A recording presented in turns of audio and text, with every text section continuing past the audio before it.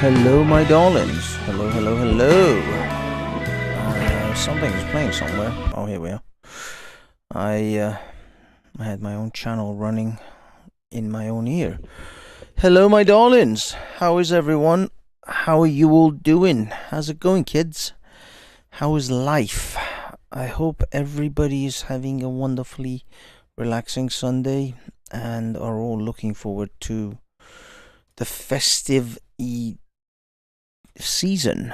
I guess that's how it goes, right? The festive season. Yeah, we'll do it that way. So, how's it going, boys and girls? Are we good? Oh, big up Wee Man. First of all, let us send some cheers and salutations to the chatters. Hello, Team Shay Charlotte, I think. Big up Robert White. Big up Webby, and big up Wee Man, my man. And oh, Smile. Big up Smile as well.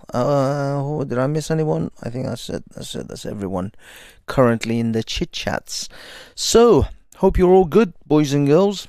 I'll be perfectly honest, I don't have anything of significant to talk about. I mean, okay, sure, the football, we can always go over some cringy shit for the football, and I'm actually looking up some of my Twitter feed here, see what I retweeted about. There was this cringy video about the footy. Yeah, there it is. Oh God, that is cringy. So yeah, I'll kick us off with that. But to be honest, really, I should have made this about Elon Musk and the Twitter sphere, because Twitter has become exceedingly interesting in recent times. All the fun people are back, people.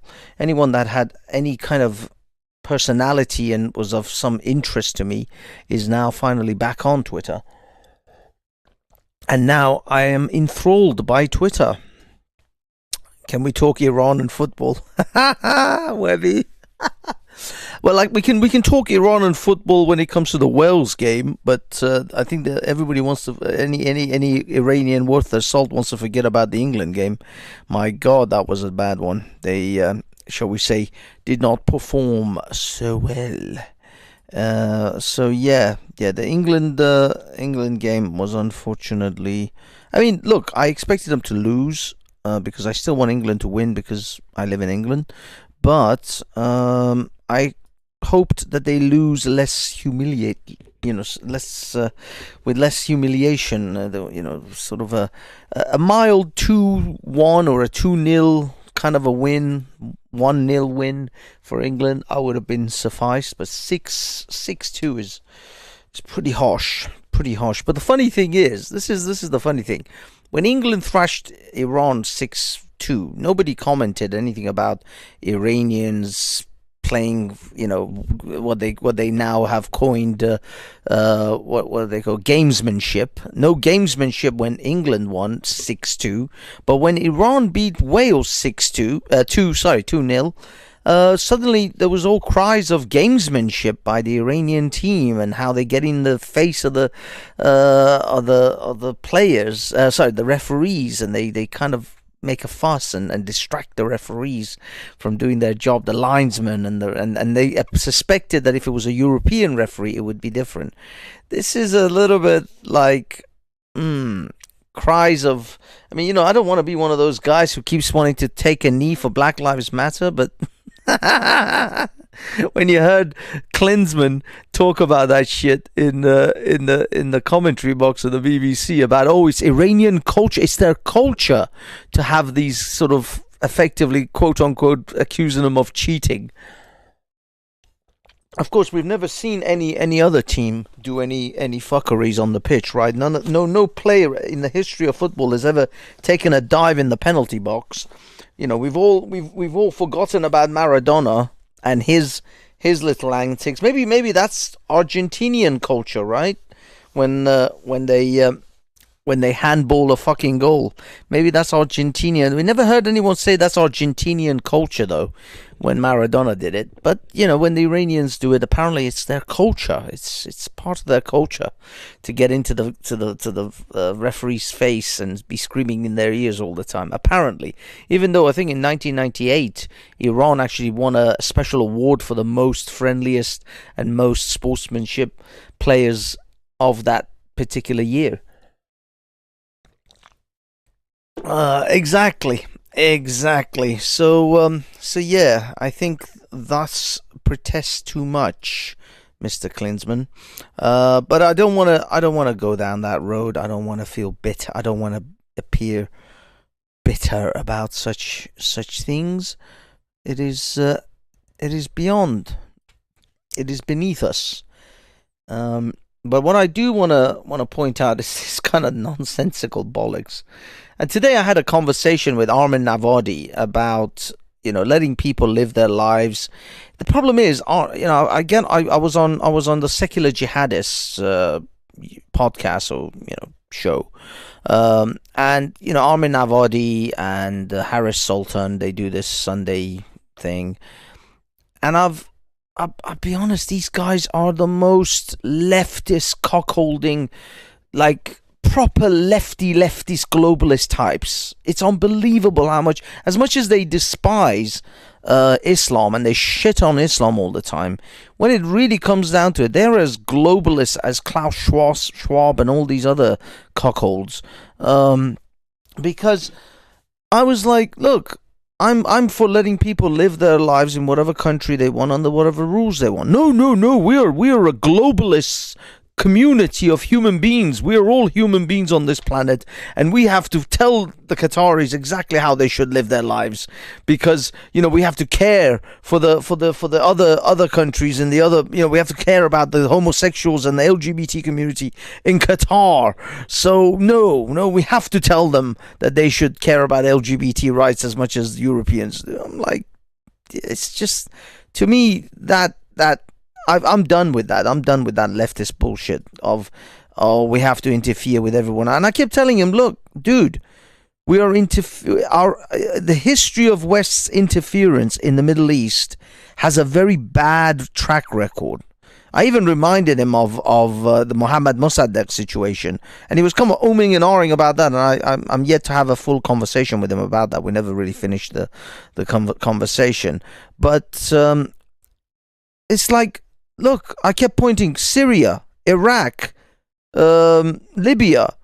These are disastrous fucking attempts at cultural democratizing, Middle Eastern Muslim countries. Afghanistan, after 20 years, America had to leave with their tail between. Oh, why do you always point at the most extremists? That is the fallacy of the slippery slope fallacy argument. No.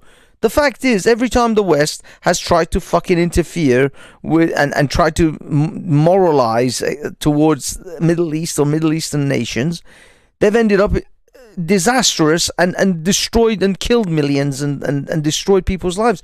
Why the fuck are you guys keep interfering with these people? Sometimes people have to be left alone to find their own way. Sometimes nations and the people of that nation have to find their own way. And the funny thing is, even Harris Sultan pointed out that it would be the same as right now if America would send weapons. Let's say if America sends guns to Iran in order for the protesters to fight back against the regime. What's going to happen? A bloody civil war will break out. There will be literally just thousands and thousands of people dead. It will become Syria. Iran will be destroyed. And God knows what terrorist organizations will then emerge out of that mess. So no, I don't want America to send guns or start fucking air bombing Iran in order to quote unquote help the protesters. No, let the people deal with it in their own way, and they will find the way around, which won't result in 500,000 Iranians being killed or 1 million Iranians being killed.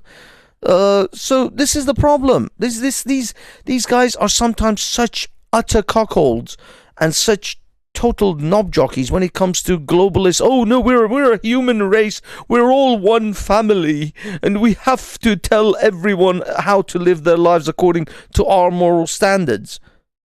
This is like the most the ego of a man to think that shit is unbelievable. The problem is Armin never gets real pushback because I've never ever seen him apart from a few times where he was in Australia or in Speaker's Corner where he was debating like Muhammad Hijab or Ali Dawa, where he was in an environment where he didn't control.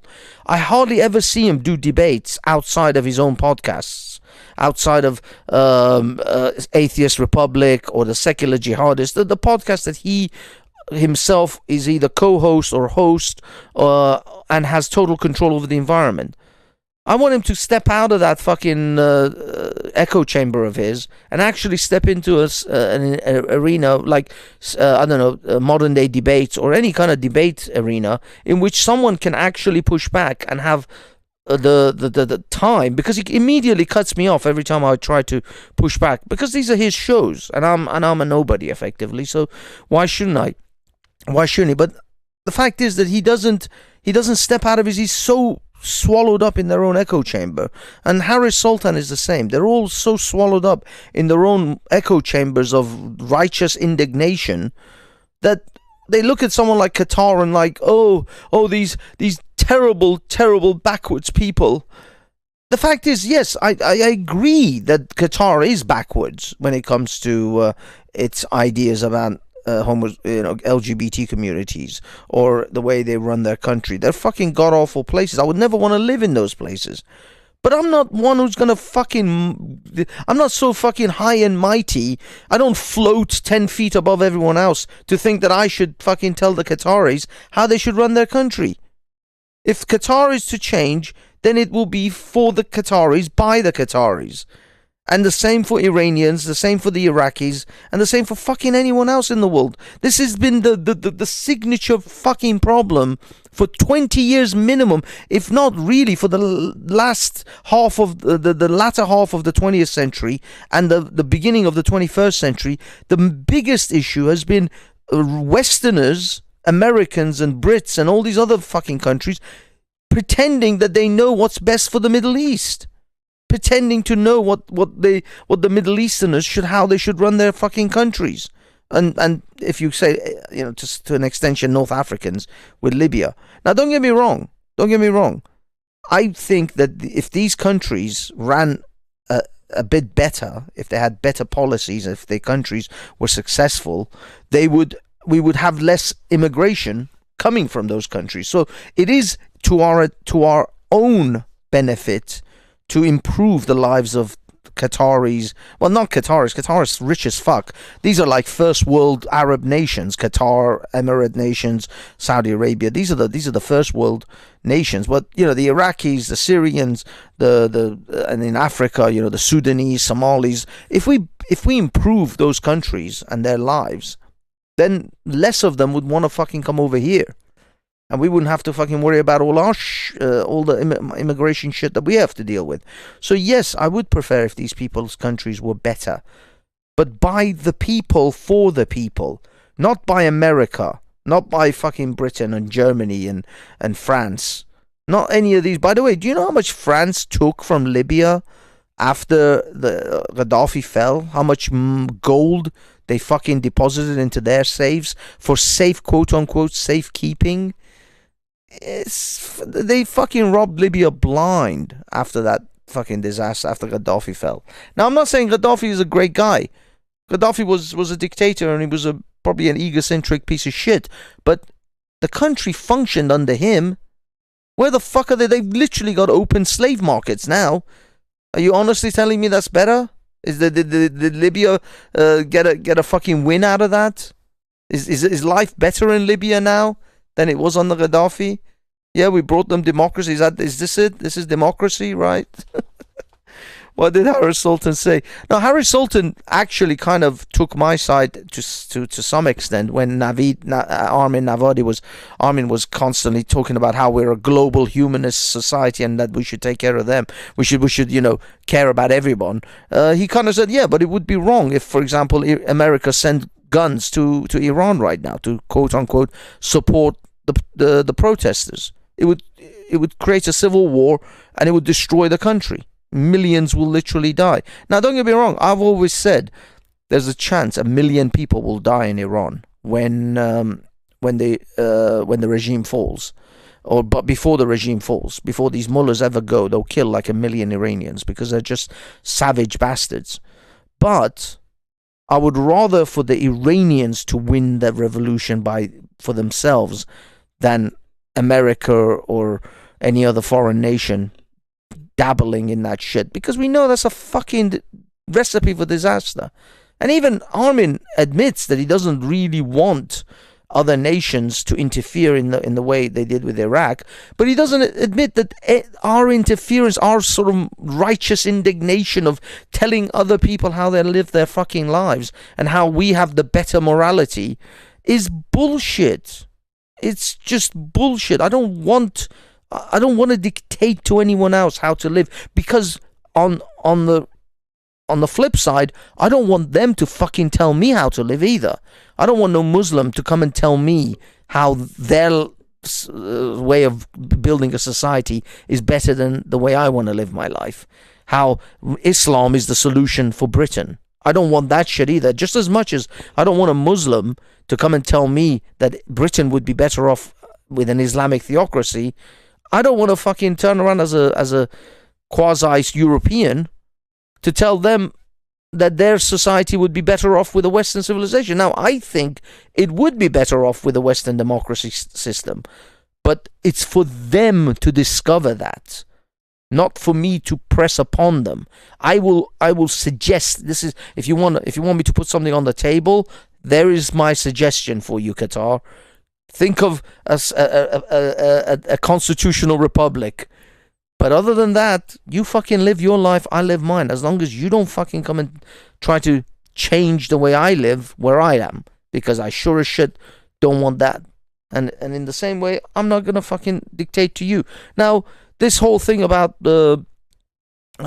yes, exactly. I mean, fucking hell, look at me. Me and Ghost Speaker's Corner are on fucking the same fucking... on board. We're in agreement. That's a fucking day. I should write this fucking day down. What's the date? I should write this fucking day down that me and Ghost Speaker's Corner agree on this one fucking thing. It's just, it's not that I fundamentally agree with the whole thing with Islam. Everybody knows my opinion of Islam. It's just the fact that I'm sick and tired of Western interference in Middle Eastern affairs. I don't want them, for good or for bad, I don't want them any fucking where near it. And this brings me, I guess, to this next next clip. This is why I think this is so cringy and shit that we have to deal with this kind of bullshit.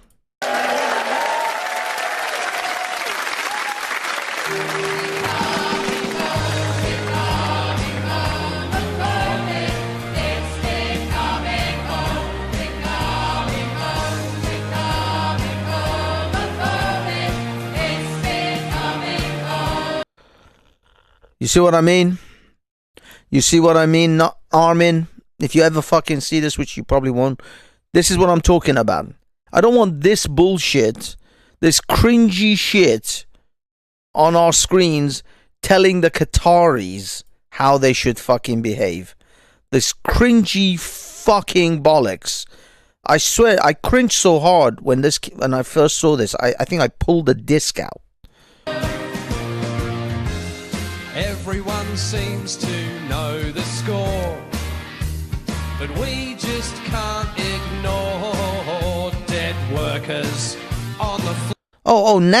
Now you give a shit about dead workers on the floor. Not in 2011 when the Bangladeshi workers were begging to be released of their contracts, literally crying on their mobile phone, trying to send messages, get a message out to their families to rescue them, because the fucking Qatari corporations that invited them were taking their passports away. Now you give a shit about those dead workers on the floor. Not in 2011, not literally 10 years ago, when these people, now that they finished the work, now that they're all those practically indentured servitude, those practical slaves, modern day slaves, are being released actually of their contracts. Most of them have probably fucking gone home, those who are still alive. Those who survived are fucking gone. Now you got this bullshit song. Where was this song in 2010? In 2011, when fucking FIFA, those bribing, corrupt bastards, gave Qatar this fucking World Cup. Nobody, the fuckers are such bullshit virtue signalers. It's unbelievable, the virtue signal bollocks. For 10 years they stood to one side and watched these poor fucking workers work themselves to death under 50 degrees Celsius. I'm not joking. Qatar in the summertime is a fucking living hellhole. You would die within minutes outside. Literally, the government. There's a friend of mine who's actually from that area. He said to me, the government purposefully never tells the weather forecast to declare the heat to be above 48 Celsius, because anything over 50 will mean that the work has to stop, outside work has to stop, and people have to come in. So the weather forecast never declares the heat to be above 48, 49 Celsius. That's like the maximum, because they can't, even though they know it's above 50, they'll never say it's above 50, so that they don't have to get the workers to stop working. In fucking literally hell on earth. This is why they had to hold the fucking World Cup in the winter months, which is fucked up the whole of the footballing season for the entire world. Because right now we should be watching club matches. All club games have had to come to a standstill for the World Cup, because it had to be held in Qatar in winter, because in the summer people will die. I'm not joking. Literally, people would die. It's 30 Celsius now, and it's fucking late November, early December. So this fucking World Cup has fucked up the entire footballing season. And these footballers have to now finish the World Cup and then go back to playing club games without any rest. So most of these footballers, especially the high level players, are going to be tired. They're going to have, they may sustain bad injuries because they're playing tired. There's going to be all sorts of fuckeries, repercussions because of this World Cup. This Qatar should have never got this World Cup. This is all bullshit. But now these virtue signaling pricks are talking about dead workers on the floor. Fuck you. Fuck you, because you didn't fucking say a word 10 years ago, 5 years ago. Nothing. Fucking hell, you could have said some shit 2 years ago. No. Now it's all about the LGBT because they don't like the gays. Now it's dead workers on the floor. Fuck off. Floor. 'Cause FIFA went and gave it away to whoever will pay. It's too bad if you're gay, 'cause we all know that Stephen can't kiss. No, Stephen can't kiss Mike. I'm sorry that you can't bring your degenerate fucking acts onto the streets of Qatar. I'm sorry that Steve can't fucking tongue fuck fucking Mike in an asshole on a fucking in a Qatari fucking restaurant. I'm so sorry that can't happen. That the world is now at a fucking lesser for it, right? That Steve can't fucking get a cornhole from fucking Mike in Qatar. Who gives a shit? Do you honestly think that the gays of around the world are looking at Qatar as a holiday destination where they want to go and get a fucking hole in a wall fucking session, where they want to get a gobble in a fucking bathroom? What is wrong with these? This is what I mean about dipshits trying to fucking dictate to the other people on the other side of the world about why they do shit, or how they should live their lives and how they should run their countries. Cunts. Cunts. Qataris don't give two shits about your shitty fucking song and about your virtue signaling bullshit. They're still not gonna fucking accept homosexuals, and I'm okay with that. Fuck them. They shouldn't have been given the World Cup anyway, and it's a shithole, and I will never go there for anything. A holiday, nothing. I will never give a penny of my money to those bullshit Qataris and their AJ Plus, their Al Jazeera fucking TV station. Fuck anything to do with Qatar. Boycott it. Speak with your fucking wallet. I will. Are you? No. All you cunts are still over there. The BBC still has a fucking offices over there commentating on this football. How come the BBC didn't fucking boycott Qatar's this FIFA World Cup? They could have boycotted it. They could have boycotted the whole thing. Nope, they didn't. They sure as shit didn't. Because they didn't want anyone else to have the footballing rights or to try to broadcast the football. Although the competitors would have fucking gobbled that shit up. Sky would have immediately taken that and even broadcasted for fucking free to people on the internet. But BBC didn't fucking have enough moral fortitude to want to stop that shit. Now you cunts go on and virtue signal about it. Oh, fuck you people. Anyway, so that's sorry guys, I'm in a very sweary mode tonight. I don't know. I feel like just telling most of these people to go fuck themselves. They're such fucking just pathetic cunts. Okay, I wanna also play this. Let me play this because I mean these are old news now, most of them, but still fun to watch. Elon Musk is discovering new things at Twitter. Here we are at the merch thing, and there's an entire closet full of secret closet of #woke t-shirts. Here we are. Now the thing is, off the back of that, I actually wrote to Elon Musk begging him to sell me one of these, but he didn't. But then afterwards, he did post. Shit, do I have it? He did post new merch. No, I should have saved it. I didn't save it. Oh my god, he posts so much shit. This man posts. Oh, here we go. He posted this. #stay at work. Which, I'll be honest, I would still buy that too. But I really want to stay at woke ones. If Musk, please, can you put that on fucking some kind of sales somewhere? Because I want one of those. You know how much those fuckers will be worth in years to come? Millions. Millions. They'll become couture. Oh, man. Anyway, guys, by the way, anyone who wants to jump on the stream, I've already opened the StreamYard. It's pinned at the top here. So yeah, if you guys want to jump on and have a little chit chat, I'm happy to, but not for long because I got work and it's already 9:15 fucking. Actually, this may be a mistake.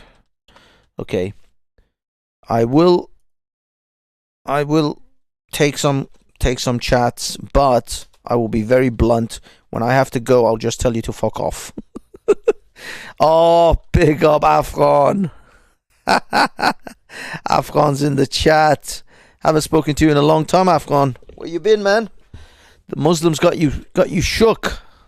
I know the Muslims got you shook, man. I know when they found all your family's details, shit got a little scary for you. All right, who do we have in his house? Big up. Is that MC? Big up. Ah, Can you hear me? MC, how are you, my man? It's All been right. a long time. It's been some time. But I have to tell you, I didn't ever expect myself to support a Muslim country in something, but I actually do. Really, fuck those Marxist fascists. I'm really glad that their asses are so sore and they are so literally butthurt that well, sorry, people are not allowed to stuff their ejection pipes in Qatar. Oh shit, what a tragedy. Yes. I bet there are no drag queen story times in Qatar. You think? Yes. Those are the people that actually, when I think about it, depending on the number of children that they would tell those stories, I think this should be the measurement of the stores on the building that they should be thrown out of. I swear. I mean, look, the fact is that, yes, sure, these Islamic countries are fucking awful, and I absolutely, think that it's fine if the people of those nations want to change their society for a slightly better one. But I sure as shit don't think the Westerners, especially these woke fucking lot, are in any position to dictate to these guys. This is the problem. I think the West has actually lost its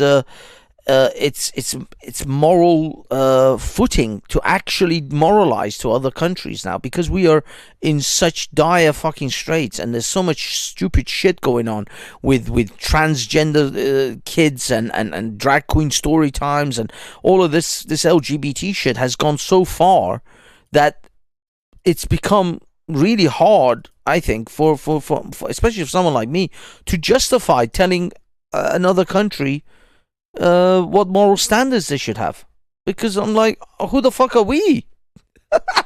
Look at the shit we're in. We've got fucking men competing with women in sports. We've got men just waltzing around with their cocks out in women's changing rooms, and we're supposed to tell the Qataris, yeah, you should be more like us. They're looking at us like we're fucking insane. They're looking at us like you fuckers have lost the plot. You're not even, you don't even know what a fucking woman is anymore. We can't tell. I guarantee you, half these cunts in this video, this rainbow flag waving musical that we just played, I bet you half of them, if you go and say, I'll tell you what, I'm going to send you to Qatar, I'm going to have a Qatari ask you what a woman is, and you explain to a Qatari what a woman is. And if you can fucking convince him of the bullshit that you've been trying to convince us, then you can go ahead and protest and say why you can't have gays. The Qataris will go on. I mean, I'm just. It will be only one positive effect probably if the Qataris or probably other people from that region will listen to them, what they have to say. Then they will understand us why we have so much alcohol in our countries, because we cannot take it sober anymore. Exactly. Sorry, but for real, I reached the moment when I prefer some Muslim imam or scholar telling me about his religion than any woke tart telling me about his beliefs. Exactly. That's the fucking thing. I reached that point. They're both fucking insane, but at this point, the only thing I can say is at least a Muslim imam will be able to tell you what a fucking woman is. Yes. This is how insane. Sorry, go. And I'm sorry, but the woke crowd and the A to Z community, the alphabet, are going the Soviet way. Because let me tell you that in the so-called scientific atheist country, there was a propaganda that in the Soviet Union there is no sex, like no sexual intercourses, and I'm not making this shit up. Like, yes, Sowieckim Soyuzem seksa niet. In other words, like, where do you get children? They would ask. Oh, the party have figured that shit out too. That would be the response. Are you serious? Because we know. Are you saying that the Communist Party was saying that there is no male or female? We'll just. I mean, there was, but sex was abolished because it was such a moral society that it was only in the degenerate other places in the world. Fucking hell. Yes, that's why I'm sometimes looking at the Muslim countries and I'm thinking, those people are not denying that sexual intercourses exist. Well, yeah, I mean, this is kind of where we're headed, I think, ourselves. That's the point. Fucking hell, man. So you're saying, I mean, would it be too crazy to suggest that some of this LGBT, like, not necessarily LGBT, because I think gay people are gay people, like men who are attracted to men, women who are attracted to women. That is a psychological phenomenon that exists not just within humanity, but within the majority of the mammalian sort of world. But this concept of gender non-binaries and gender queers and all of this gender fucking erasure of effectively gender, which by extension, they're gonna want to erase sex and biological sex, because right now they're talking about how there's a difference between biological sex and gender, where they're like these are two different things, which I think is bullshit in itself. But they are going to eventually encroach upon biological sex as well. I mean, there are some crazy ones who still are already saying right now that there is no biological sex, that men and women don't, female and male even don't exist. It's just a spectrum of genders, and that we're all born on some fucking wavy fucking spectrum. So even there are some wackos that are pushing that even now, but eventually I think they're going to be just like they made gender into a psychological construct rather than a actual biological construct, biological necessity.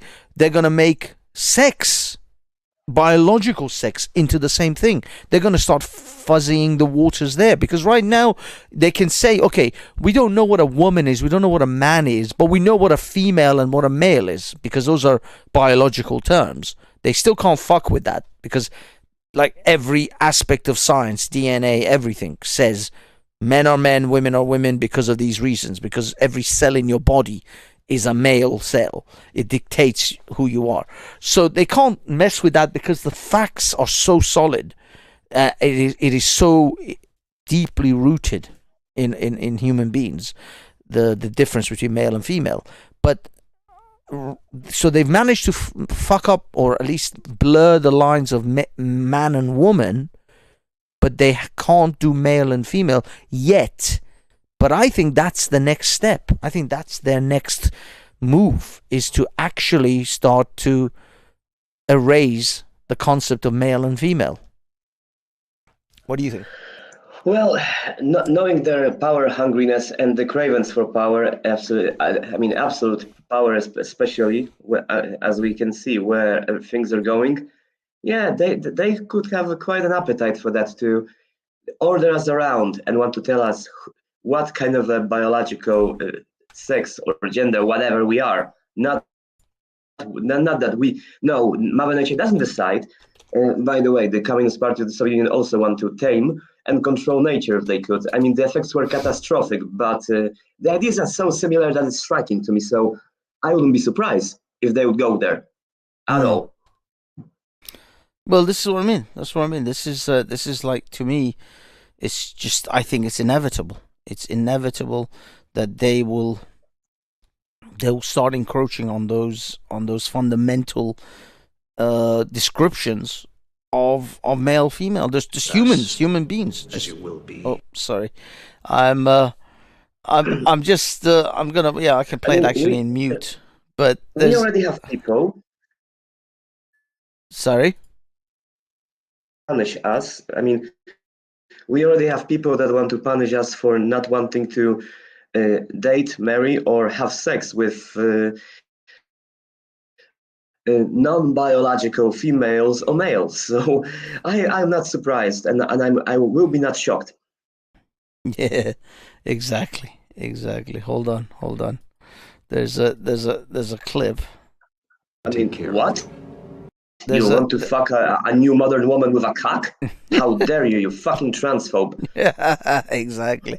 There's a clip that there's a clip that I've been trying to push to become viral every time someone talks about transgenderism or trans people or any of this trans transphobia and all that shit. And this for me is the only clip. Unfortunately, you have to watch the mainstream.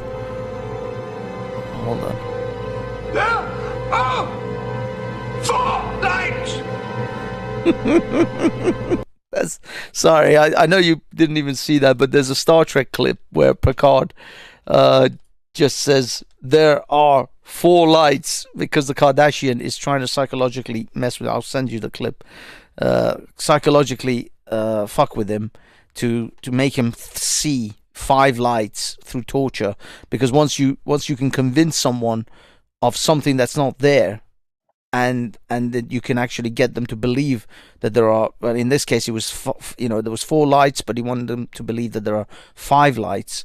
Once you break a person down, where they can actually tell you something that it's contrary to reality, then they'll just do anything. They'll do anything you want. You've broken them, basically, as a human being.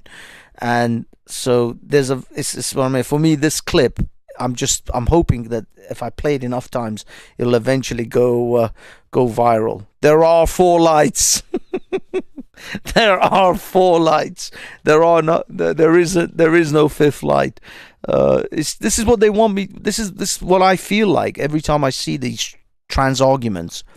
They want me to reject reality. They want me to reject what I know to be true in front of my eyes, and pretend that men who dress up with the men that wear what's it called, a wig and a dress are now women. And I'm sorry, there are 4 lights. There will always be only 4 lights. I refuse to see 5 lights. I don't care how impressive and how well decorated your penis is. It's not a vagina.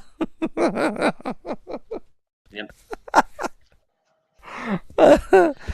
Oh, fucking hell, man. The best compliment I can give to it is that you have the most humongous clit I ever seen. That's what I'm probably say to that person.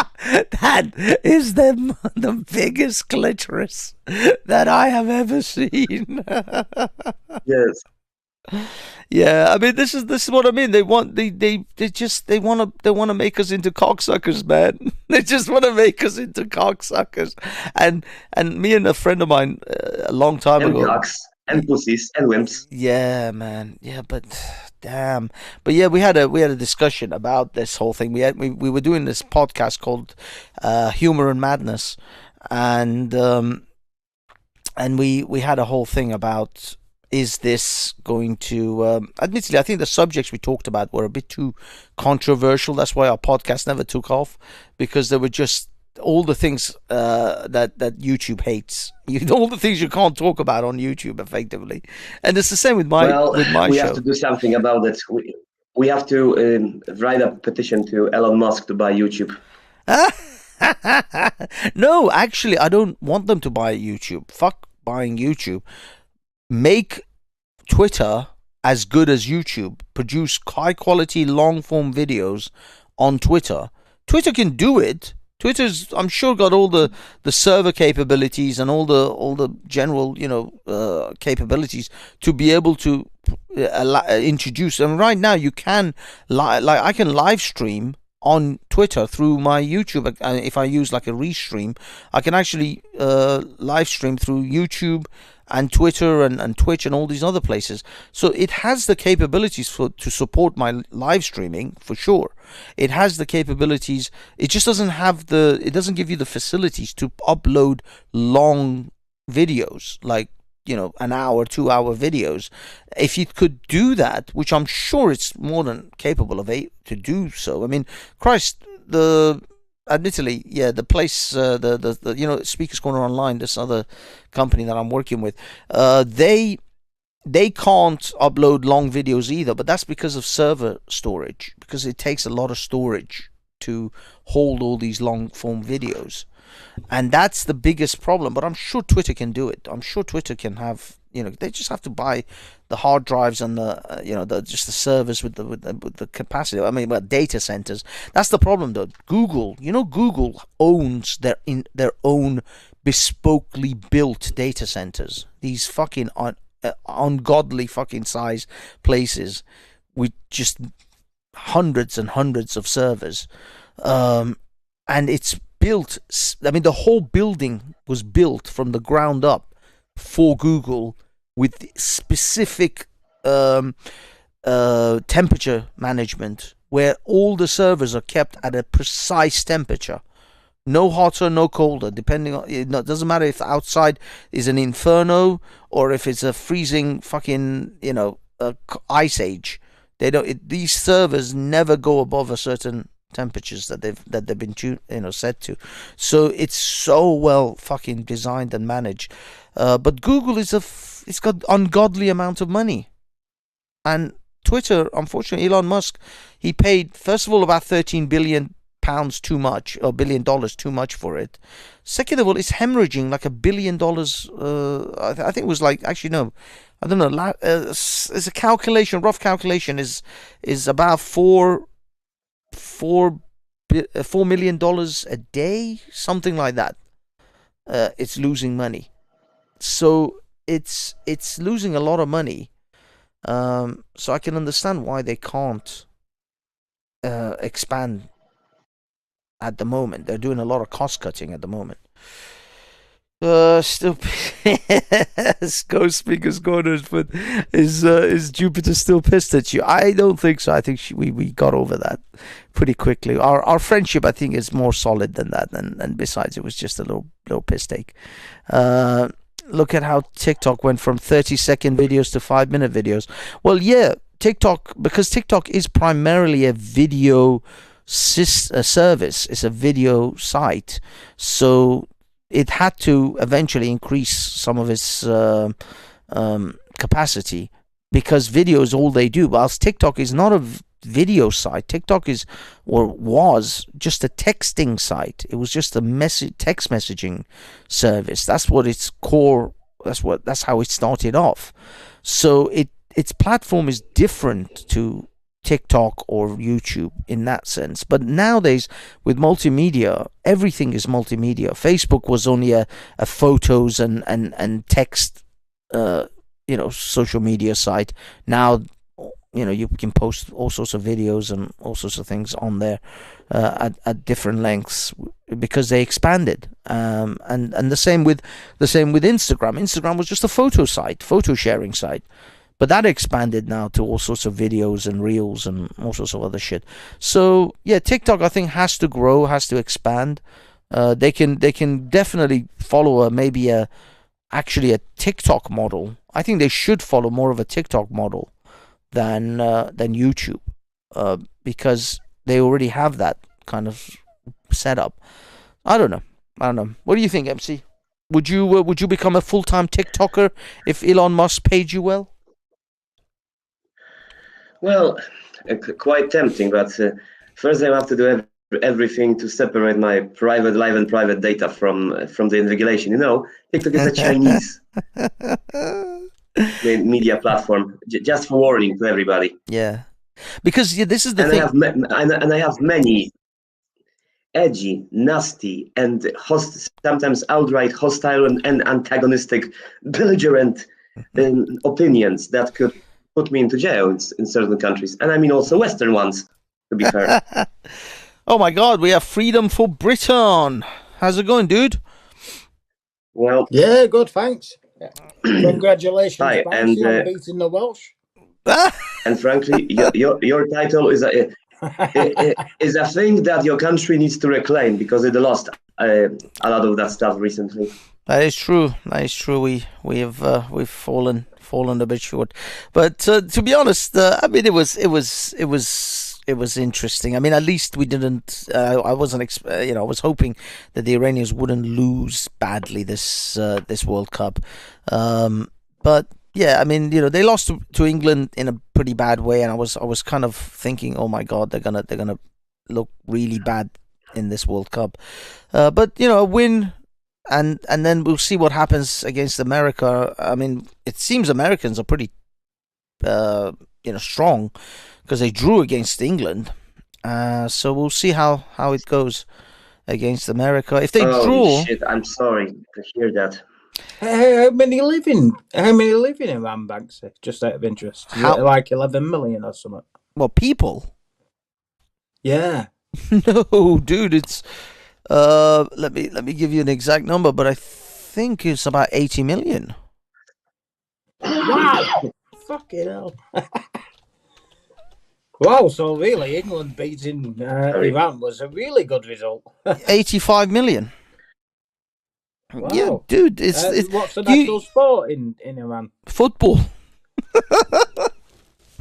It's not that bad, is it? Dude, Is that a Pakistani thing where they go kabad? It's like tick. Oh yeah, no. The Iranians are obsessed with football. I played football all my life when I was a kid, and when I came here as well in England. Football's a massive thing in Iran. The thing is, you do realize Iran is like 4 times the size of England. Britain, not England. Britain. I know it's bigger. It's a massive land. Yeah, and it's a highly populated country, but holy shit! I mean, go speaker's corner. If Iran would really kick America's ass in soccer, I mean, that would probably be a national holiday in that country. I wouldn't be surprised if they would declare the national holiday. Well, yeah. To be honest, it's a bit weird. I would actually say I would actually put my money, if I had to put money on it, I would put money on Iran to beat America, because against Wales they looked really good. Well, now, England against America, England played terrible. The thing is, but then we look at the results today and we see that Belgium lost to Morocco, and I'd say Morocco's about on a par with America. So actually, a draw against America might be a good result. I have to tell you the dark secret about us, about the people in my country. I mean, for us, it is an indirect victory when Germany loses, and they lost to Japan. Isn't that amazing? Yeah. There you go. That's what I mean. It's crazy when certain teams that have won games that I never thought they'd ever win. But the thing with Iran is Iran beat in 1998. Iran beat the US. That was I think that was the last time they played the US, but that was in the 1998. The American team in 1998 was a very different team to what they are now. America over the last 20 odd years have really taken football seriously, or soccer seriously, and they've poured money into it, and they've got serious leagues, especially because their women's team has become quite popular and big over there. So they've started to take football more seriously, and so now the team that Iran played in 1998 is a very different team to the USA team now. Much stronger team. So I don't know. I think there is a chance that they'll lose against the USA, I'll be honest. But if they can pull a draw, that'll keep them in the running to actually qualify. Because if England beats Wales, then there's a good chance Iran will qualify. But I don't know. I don't know how it's going to work out. But go speakers, go to road. I was the Banksy, you was the football. Go fuck yourself. If England and if Wales beat England, their goal difference won't be as good as England's. Does it go off goal difference, or does it go off the best result? I don't know, because Wales has drawn a game, they've lost a game, but they drew. Was it 0-0 with? Or was it 1? No, it was 0-0. It was 1-1 against USA. So if Wales beat England, then England and Wales would both be on 4 points. But would they decide for 2 teams on goal difference, which England would win, thanks to the massive win against England? Iran? England will definitely get through. Would it be on the best results between the 2 teams? Well, I don't know because England, I think, are pretty much guaranteed to go through, whether they draw or whether they win or draw, they'll guaranteed to go through. I don't know if they lose, they'll still go through. But if Wales beats England, or draws with England, I think it will come down to goal differences between them and Iran. I mean, at the moment, America looks like they're definitely out. I don't think America's. I don't know. America's got 2 points. They've drawn 2 games. I don't know. So they'd have to beat Iran. They would have to beat Iran for sure, but.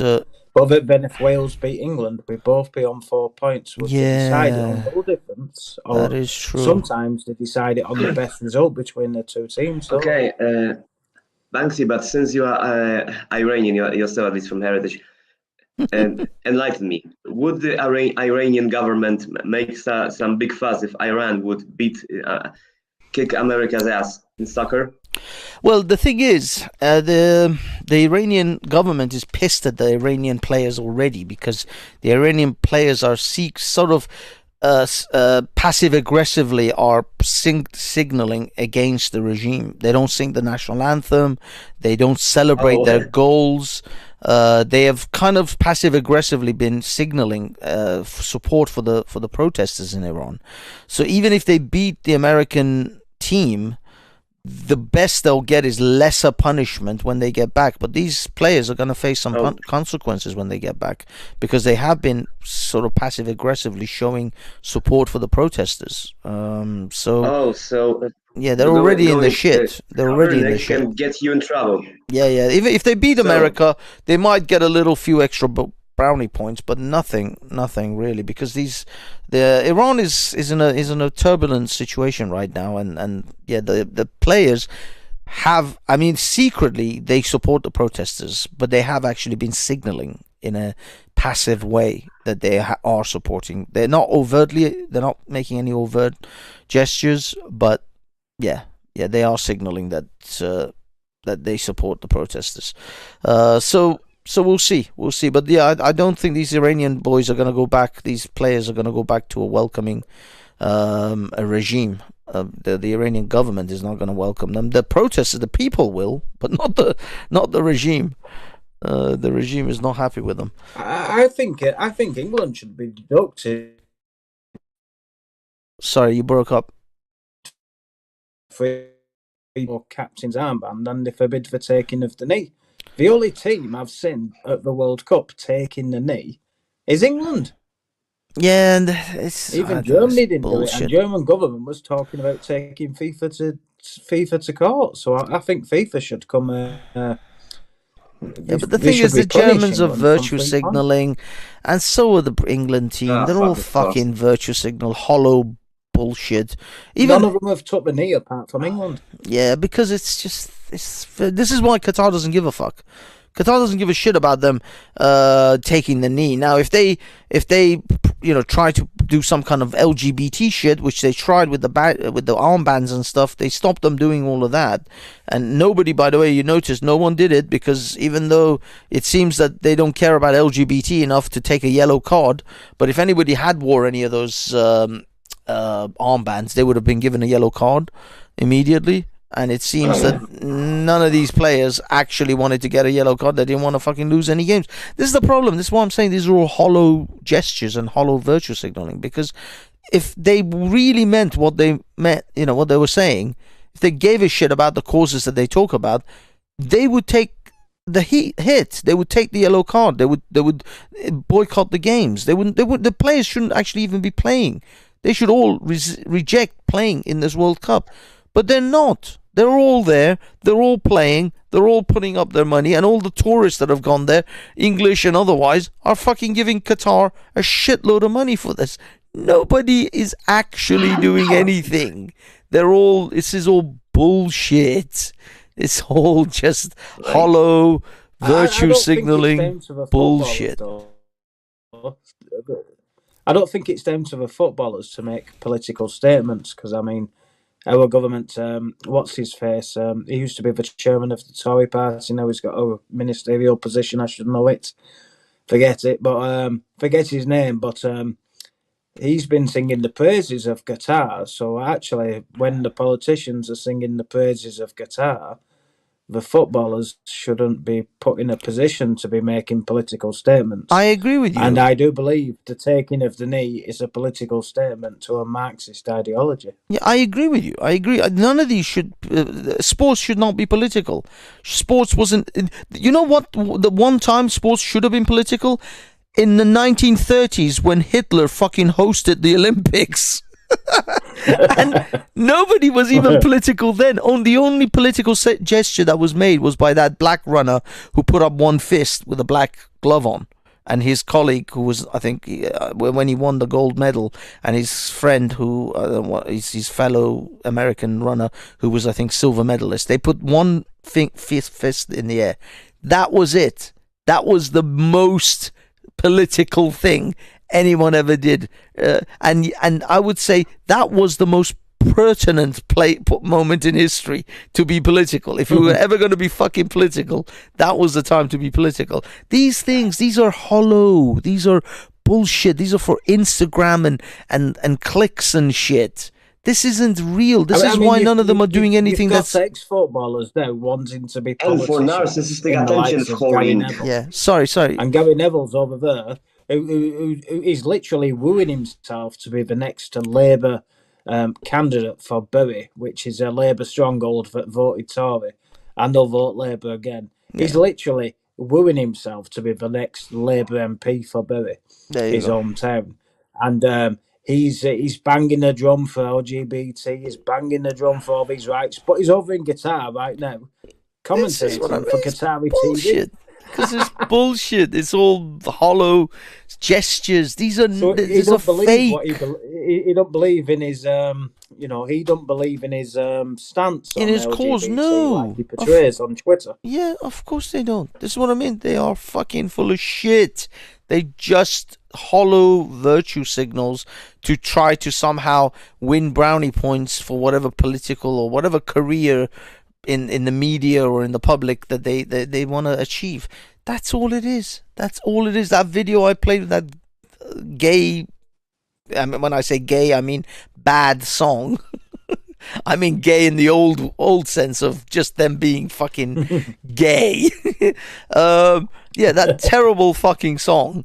That's all virtue signal. These people know, they all know that Bangladeshis and Pakistani workers were being worked to death in Pakistan, in Qatar for 11 years. They've been worked to death, and actually long before that for the other infrastructure work that they've been doing. They know that in Dubai you can buy and sell Cameroon and Nigerian fucking maids. I did entire exposés. The BBC did an entire fucking documentary about it. I've posted that documentary on TikTok. I've done shows on it on my own channel. I've told anyone who wants to fucking listen that in Dubai they have maids like slaves. They put nails into their arms and feet if they don't fucking obey. They make them sleep in broom closets. There's a video of a maid hanging off a balcony trying to escape the fucking house that she was indentured servant. She was working as an indentured servant in. They buy and sell them. Police officers were selling 16-year-old black maids to other houses. This is what's going on in that part of the world. No one gives a shit. No one calls out. We should be boycotting that entire part of the world. Emirate nations, Saudi Arabia, fucking Qatar, Bahrain, Kuwait, they should all be on the sanctions if we actually had any kind of fucking backbone. But we don't. We close our eyes and we pretend that these people are perfectly fine, and we ignore all the atrocities that goes on there. If for anyone who has eyes to see, if you want to see the atrocities of these people in the Middle East, it's all there for anyone who wants to. No one gives a shit. No one gives a shit. This is why I honestly, I'm a broken man. I just give up because I know these cunts are liars. Those who come and tell you, the poor workers, hold on, let me post this on Facebook. Let me tweet about this. Fuck off. Yeah. Let me attention for about it. That's what they mean. Yes. Let me. No, they don't actually do anything. They don't actually do anything. They'll tweet about it for you. They'll take a few Instagram photos for you. Oh. But they won't. How righteous from me. I made a tweet. Yes, I put up a hashtag. Fucking useless sacks of shit. No one wants to help. No one really wants to help. No one actually.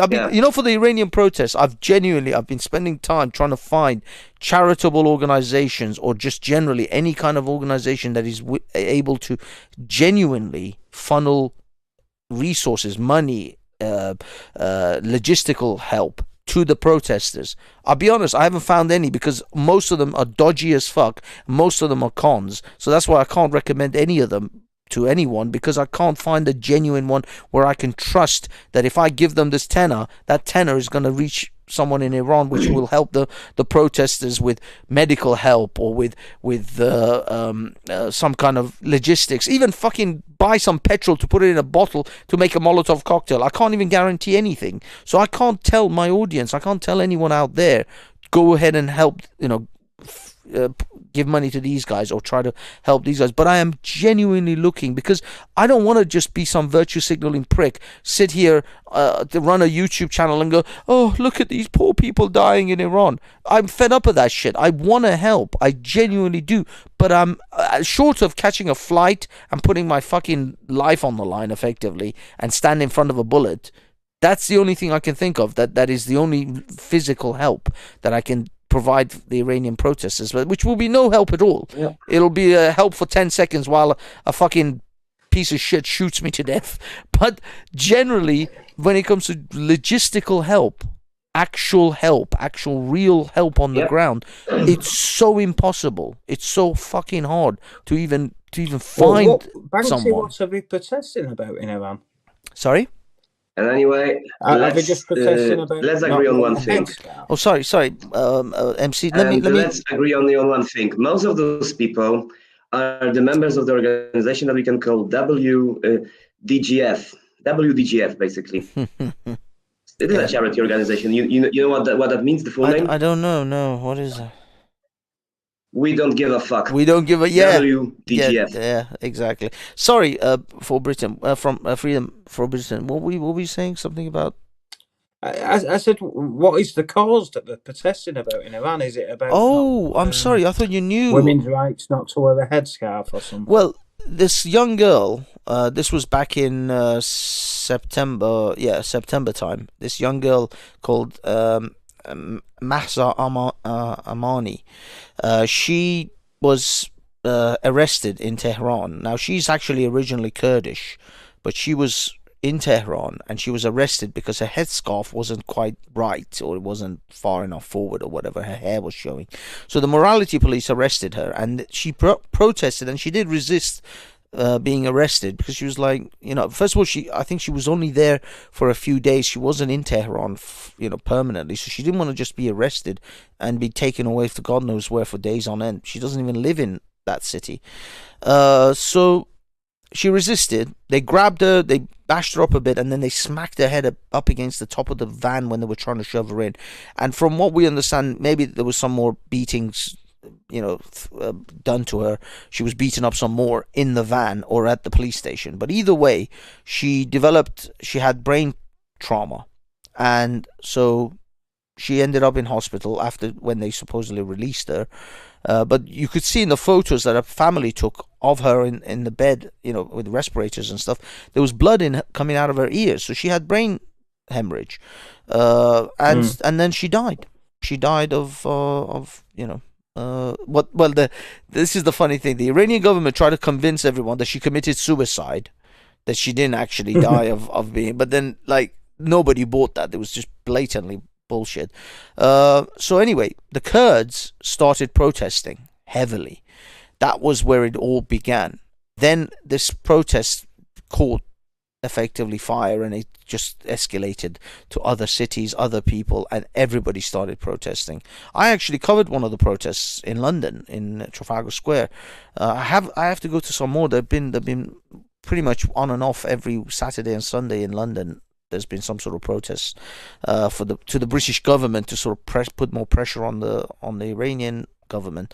But generally, all we can do is I can go to London and wave a flag or live stream the Iranians that are protesting in England. But who cares? England protests aren't going to make any real difference in Iran. The British government already has sanctions on Iran anyway because the Americans have it, but they're not going to increase those sanctions, or they're not going to change anything. And it's just, I don't see any real change coming from that. What I do see is literally young, we're talking 10-year-olds, 15-year-olds, who are being shot, who are being killed. Over 15,000, right now, today's number that I saw was over 409 people have been killed. 15,000, nearly 16,000, I think it was 15,800 people have been arrested, and now they're giving death sentences to those who've been arrested. So if you've been arrested for one of these protests, in participating in one of these protests, you could be up for capital punishment charges. That's potentially one of your sentences. If not, you could go to jail for 10 to 20 years for being part of these protests. Wow. So this is some serious shit that's happening. And a lot of the people who've been killed, I think, I forgot the exact number. I think it was like 50 or 60 children have been killed. Children, we're talking 10-year-olds, 11-year-olds, 15-year-olds, that sort of age group. So it's serious, and the protests are happening periodically. As in, what happens is people come out at night, they protest, they burn scarves, and they make a ruckus, and then they all kind of vanish. It's kind of like guerrilla tactic protesting is what they're doing right now. They're not out all the time, all day, every day, but they're in and out in order to keep the momentum going and not let it die. But they can't, they have to use tactics in order to protest in a way where they either don't get arrested. Oh, by the way, here's another thing. I was listening to Atheist Republic today. They were covering it. The women in the prisons are begging their families to give them birth control pills because they are being raped by the guards on a regular basis. This is happening right now. They're being raped so often that they're asking their families if they could get them some birth control tablets so at least they don't get pregnant from these men that are raping them. That's the kind of shit these people, that's the lives people, I just want people to kind of get their heads around. This is the kind of life some people are living right now. This is the world in which people still are existing in. To the rest of us, it's unfathomable that women can find themselves like that. Banksy, you'll probably find that the British government is giving legal aid to a regime like Iran's. They give legal aid to China. Legal aid to China. It's the richest country, well, second richest country in the world. They give legal aid to India. The second, China's the most pollutant country in the world. India's the second most polluted country in the world. And the British government give legal aid to both these countries. Yeah, but that just shows that the British government isn't really interested in this green agenda when they're giving millions of pounds to the two biggest polluters in the world. Oh my God! And they listen, probably mate, give a regime like Iran millions of pounds as well in legal aid. Dude, they're polluters for a reason, bro. They're polluters for a fucking reason. You do realize that, right? Because they were fucking set back, yeah? For so many different reasons, yeah? Look at history, right? Look at when the Chinese was set back, was they, Triller? Dude, oh my Lord, dude. What? The Indians were set back. Oh, Triller, before the British entered India, you couldn't fathom a railway. The British put railways throughout India. Right, to loot the country, you fucking idiot. Accelerated. Yeah, to loot the fucking country even more. Diversity. Well, not diversity. You know what I mean? That's how fucking stupid you are, isn't it? They didn't fucking set up the railway system fucking for them to travel. They made the fucking system so they could steal more fucking out of the country, you can't. That's why they did that. You won't have a railway if it worked for the British. That's what they did it for, dude. That was the whole point of making the railway system. And on top of that, dude, look, when it comes down to it, things that can be said about the British Empire, Triller, but one thing that can be said about it is that it did, how could we say, bring up to date the counties of South Asia and Africa. What do you mean, bring up to date the counties? What does that mean? The continents, sorry. It brought them together. Bring them up to date, you know. Bring them up to date. Technology. Oh, they were fine without. They were fine without. I'm pretty sure they would have rather been left alone than being massacred and looted if Africa would have been left alone and colonized and Africans alive now. It's proven they would have been extinct. I highly doubt that, mate. They were getting along just fine. They had their little problems with each other. It's proven if Europeans didn't intervene in Africa, there was in that much of a powerless state that race won't exist now. Not at all. Not at all. Africa's a massive place, dude. Do you get me? Western, Massive. They were running yeah, around in yeah. spears. I mean, look, the thing They was the was running greed. around with Yeah, spears the greed, in right, mud of the huts. Westerners, the greed of the They was Westerners, dying. right, was paramount, right, They compared wouldn't to exist everybody if it were else, from right? European Yeah, you could intervention. carry on So talking over me, you fucking idiot, right? That's fine. But the fucking Guys, greed of the guys, Westerners, chill. it was just massive. You get me? I just want to This is point out bullshit, this. man. This is from the Atheist Republic today, and these are the sort of numbers we're talking about. Death toll of the protesters 402. Number of children killed 58. Number of regime forces killed 54. Number of individuals arrested 16,813. Number of detainees identified 2,756. Number of students arrested 524. Number of protesters 1,008. Number of cities involved. Number of protests 1,008. Number of cities 150. Number of universities 140. So this is the kind of daily tally of what's going on. But admittedly, this was on November 18th, by the way. This is not even new because unfortunately the regime cuts the internet from the people, so we can't get regular updates all the time. So this is the best we've got for now. But yeah, I just want to highlight that for you guys and as well as everyone else in the chat. Anyway, I know you guys. Banksy, you're a knowledgeable chap. I mean, I know how much we give to China and India. Could you tell me how much the British government gives in legal aid to Iran? If you don't know it, No, they can't. They can't give find anything that in out. legal aid, as far as I know, because that would violate the sanctions. If I were you, I'd research it, and you could give some. How could I put it? It's not legal aid; it's foreign aid. Some acceleration to them protests in London if you could find out how much our government is giving to the Iranian regime in legal aid. No, it's not legal aid; it's foreign aid. I think is what you mean. Yeah, not legal aid, foreign aid. Sorry, of course, foreign aid. But yeah, we give 53 million to China, millions to India. Don't know the exact number. I could find it out though. I bet we give money to Iran. You know what, Banksy? This is what I've got. Can I? Now hold on. Just before you interject. Now this was in July 2019, so this was when I think the sanctions were lifted for a while. Foreign aid scandal. UK hands £16 million pounds to Iran in just 4 years. Britain hands £60 million of taxpayers' cash to Iran in just 4 years to improve education links with the Middle Eastern country. That was in 2019. Now, I don't have anything more recent because I think because of the sanctions, Britain can't give any more money at the moment until I guess the sanctions business is taken off. But that was 3 years ago. I mean, at the time, Iran was seen as an enemy to this country. So why are we giving them £1 million? Never mind. Well, 16 million. the thing is, there are certain aspects which I mean, there's a question of a debt of around 400 million pounds paid to the United Kingdom to Iran. Yeah.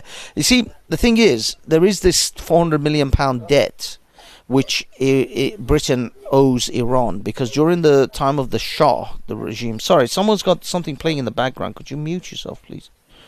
Or was it me? Oh no, sorry, maybe that was me. I don't know. Oh no, it's gone now. So whoever it was, thank you. So yeah, let me reiterate. The Iranians, or the regime of the Shah, the previous regime to the current regime, gave Britain, and I think the United States, I think in this case it's certainly Britain, 400 million pounds for arms, for weapons and various different things, because the deal was they basically Iran, the BP and ExxonMobil have extremely long leases on Iranian oil for exchange for weapons and arms and things like that, and Iran had paid already for these arms to the United Kingdom, but they never received them because the regime changed and Britain never delivered those weapons that the Iranians had paid for. And Iran has been contesting this for 40 years, that we paid this money, but we never got the arms, so we want the money back. And now people may be arguing and up in arms about why Britain is giving £400 million to Iran, but it's Iranian money. It was their money that they gave to Britain for weapons that they never received. So if you go to a shop and you pay £1,000 for a TV and they don't give you a TV, you're going to be pissed and you want your money back. That's what that £400 million issue is. Although some people argue that the reason Iran shouldn't get that money back is because there was two different regimes. It was the country was the Republic of Iran before, or the Shahanshah Republic of Iran, something like that, and then it became the Islamic Republic of Iran, which was a different country entirely, as in the country effectively changed its name and everything. So the country that paid that money isn't the same country as the country that is claiming that money now, and so they don't necessarily need to pay this off. But in all fairness, that's the situation. Iran gave money for goods that they never received. They should get their money back, technically. Yeah, it makes total sense. Actually, you mind if I play something? Mandy Mosley in the chat actually brings up a good point here, Banksy. Now, I don't know anything about this, so I can't argue it. But Mandy Mosley in the chat there you says go. That, yeah, Iran never paid Persia. Well, the thing is, no, it was still Iran was called Iran back then as well. It wasn't Persia, but yeah, this is what I mean. This is the argument that people are making. Mandy Mosley is making the same argument that I just pointed to, is that it was an entirely different country before the Islamic Revolution of the 1979-1980 than it is now. So the country changed, and so the country who paid that money isn't the same country that we are dealing with now. So they technically shouldn't get that money. But again, it's a point of contention and debate. But I mean, that when the British government, when the British people think that the British government is giving taxpayer money to Iran in the tune of 400 million, they are not. This is money that Iran gave to Britain in the 1970s. So it's not that they're giving taxpayer money, they're just giving Iranians their money back, effectively. Yeah. While we're on this conversation about giving money back and all this and that, right? I'd like to get your opinion on this quick point from everybody on the panel, right? This won't take more than a couple of minutes, yeah? Glasgow was the UK's second most important city. Beautiful buildings, beautiful streets, a gorgeous city. When I see cities like this, I think also about the other side of it. There's a phrase from Walter Benjamin: every monument of civilization is also a monument of barbarism. I think of the famines in Bengal, the jute workers in Bengal sending jute to Dundee through the Glasgow port. I think of human beings from Africa enslaved and brought from Ghana to the New World, and all those profits getting sucked into cities like London and Glasgow. Between 1765 and 1938, the British Isles stole $45 trillion pounds from India, 45 trillion sterling from India. We never got paid for that. When the British left India, when we threw the British out, our literacy rate was 13%. So much for several hundred years of so-called civilization.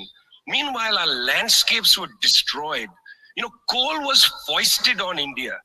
You foisted coal on us. You were the ones that came and made us coal dependent. And then you left, and now you dare to condescend to us. When I listen to Boris Johnson, when I listen to people like Joe Biden, when I listen even more to Emmanuel Macron, all I can think of is how condescending you are. You condescended to us 400 years ago. You condescended to us 300 years ago. You condescended to us 200 years ago. You condescended to us 100 years ago. You're condescending to us today. You only know condescension because for you, Colonialism isn't something that happened in the past and we defeated you. It's not that. For you, colonialism is a permanent condition. And that permanent condition happens in two ways. There's the permanent condition of the colonial mentality. You want to lecture us. You want to tell us that we are responsible for all the problems because you'll never accept that you're the one principally to blame. You signed the Rio Formula in 1992 on common and differentiated responsibilities. You like the common part. You like the common part. You like to say we're all in this together and so on. We're not in this together. The United States, 4-5% of the world's population, still uses 25% of the world's resources. You outsource production to China, and then you say China is the carbon polluter. China's producing your buckets. China's producing your nuts and bolts. China's producing your phones. Try to produce it in your own countries and see your carbon emissions rise. You love lecturing us because you have a colonial mentality. Then there are colonial structures and institutions. You lend us money, and every time you lend us money, which is our money, every time the International Monetary Fund comes to our societies and they tell us, here's the money we are giving you. No, it's our money. You give us our money back as debt, and then you lecture us about how we should live. The climate justice movement is a movement that says we're worried about our future. What future? What future? Children in the African continent, in Asia, in Latin America, they don't have a future. They don't have a present. They're not worried about the future. They're worried about their present. Your slogan is, we're worried about the future. What future? That's a middle-class bourgeois Western slogan. You got to be worried about now. 2.7 billion people can't eat now. And you're telling people, reduce your consumption. How does this sound to a child who hasn't eaten in days?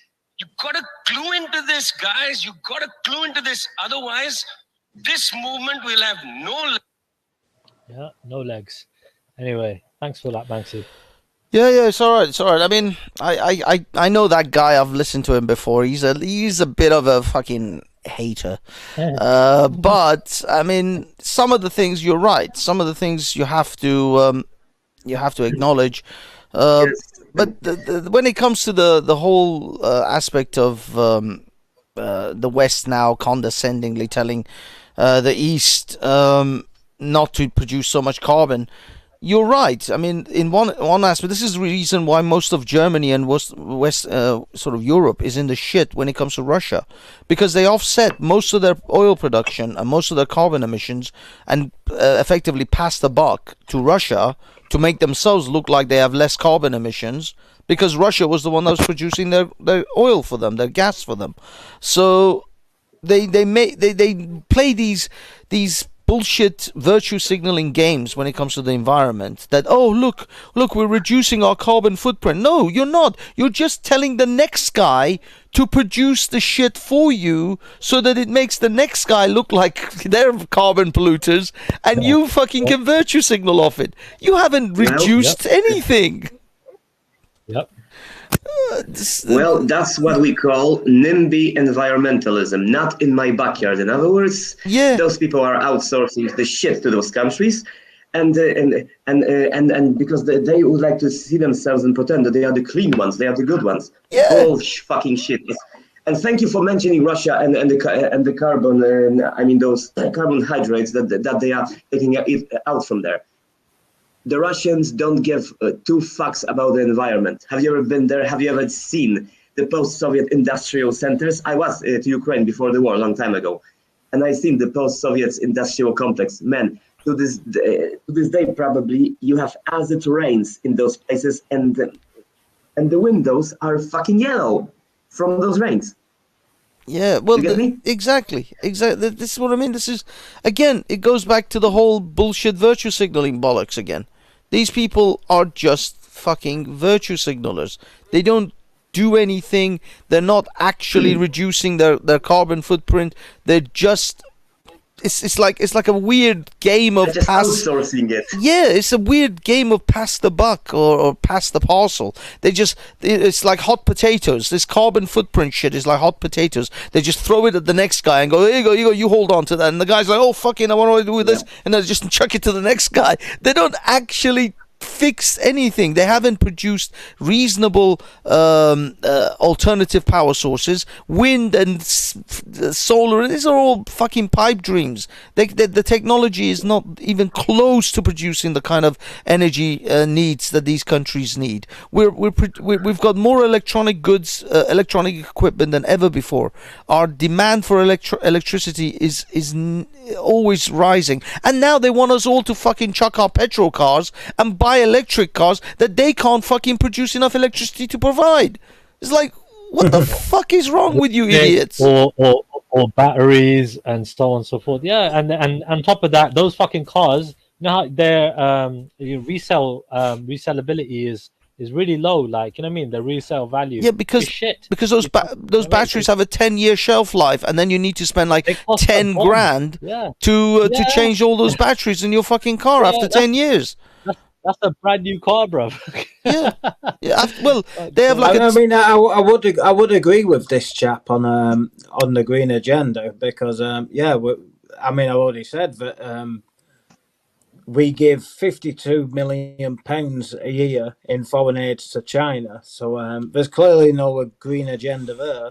Now, I'd rather us produce and raise our carbon footprint and produce it in this country, giving jobs to the British people, than give China and India any foreign aid. Look, freedom. And work for what? You don't understand how economy works, dude. No, but you gotta realize. No, but the thing is freedom. Think about colonialism has happened from day dot. Yeah, but freedom. Think about it like this. This is the part of way before the British Empire. Yeah, but freedom. This is the part which most people don't want to acknowledge or don't want to admit.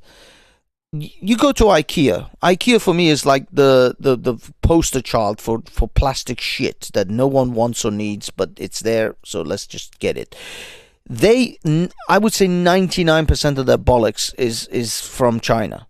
The fact that they can sell it to you, the fact that they can sell you a plastic tray or a plastic, I don't know, bloody cup holder or whatever the hell plastic piece of crap that they can sell you for pennies, literally like 10, 50p items. I've seen stuff for like 50, 60 pence in IKEA.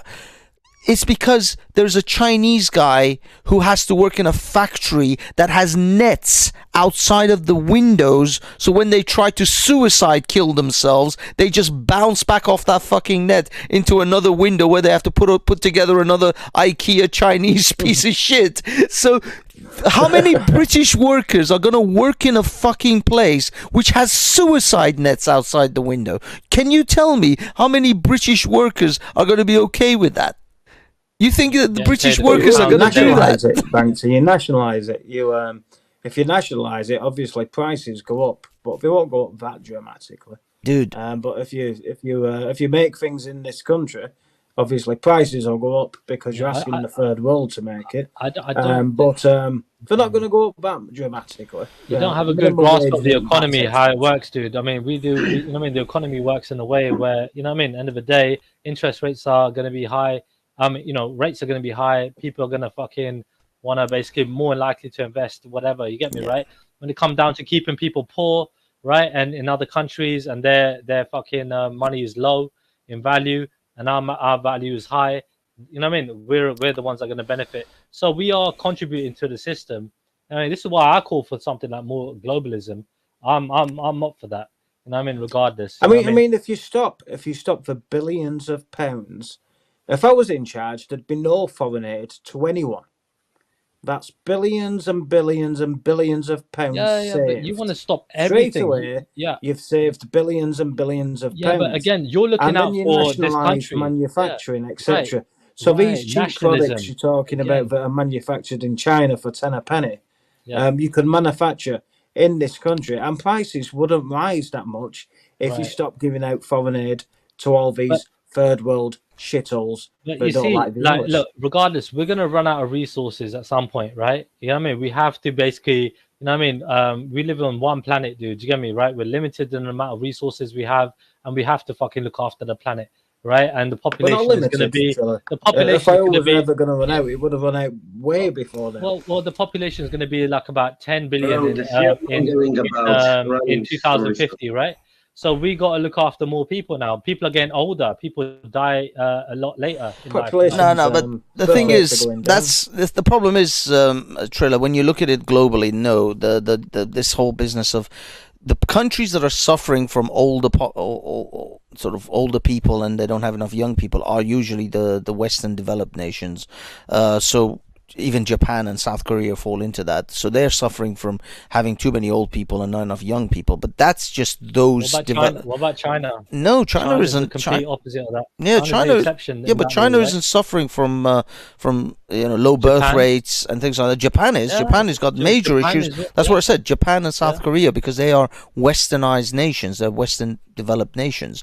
But when you're talking about Africa and Middle East and South America, they are not suffering from these low, birth rate issues. They don't have those problems. So if you're globally, if you're looking at the human race as a global sort of entity, then no, the human race isn't actually having issues with too many older people. Certain countries are, certain places are having these issues. But what you're thinking is you're actually not all right. So people are, aware of, the way other people are living, their standard of living, everything else. People are more about the selfish aspect of life more than the, nurturing and having kids kind of life, right? People are more inclined to do that, even in third world countries, right? I mean, dude, I wished it was. I actually wished it was actually into that, Triller. They're not into that. No, that is the case. Now, I wish the opposite. They're not into having babies. Look at this guy, dude. People in They're this not country, into for having example, babies, yeah, apart from whether one they're from race. Asian, whether they're from white or African backgrounds, I'm telling you now, they're looking at their finances before they're looking at having children. When my parents came over here, right, in '66, right, literally, like they were just they just started having kids. You get me? Like as and when they just worked at the same time. They never thought about like because Indians aren't having more babies, white people aren't having more babies, black people aren't having more babies. The only race that's having more babies is Muslims. That's not a race, but I get what you mean.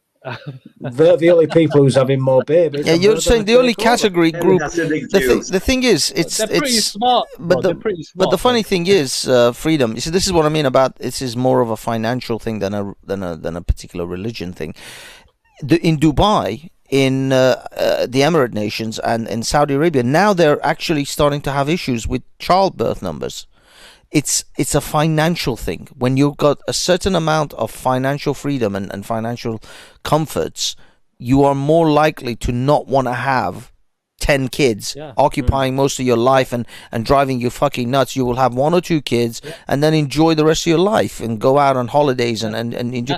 That's true. So this that's phenomena, like my sister had 1 kid. Yeah, right? this phenomena that is happening in Britain and in Western nations of low birth rates is a financially tied thing. It's not really the Muslims that you're saying. It's all to do with giving women freedom to that as jobs. well. But I mean, to some extent, but because that would not make sense in Saudi Arabia and Emirate nations because women are not. Feminism isn't exactly big over there. But what I will say is that the Muslims that you're talking about that are having a lot of babies, the Somalis, Sudanese, Syrians, Middle Easterners, they are Pakistani, but they're usually the recent arrivals. They're not even like you said. The Indians, usually the Indians who came in the 60s and 50s.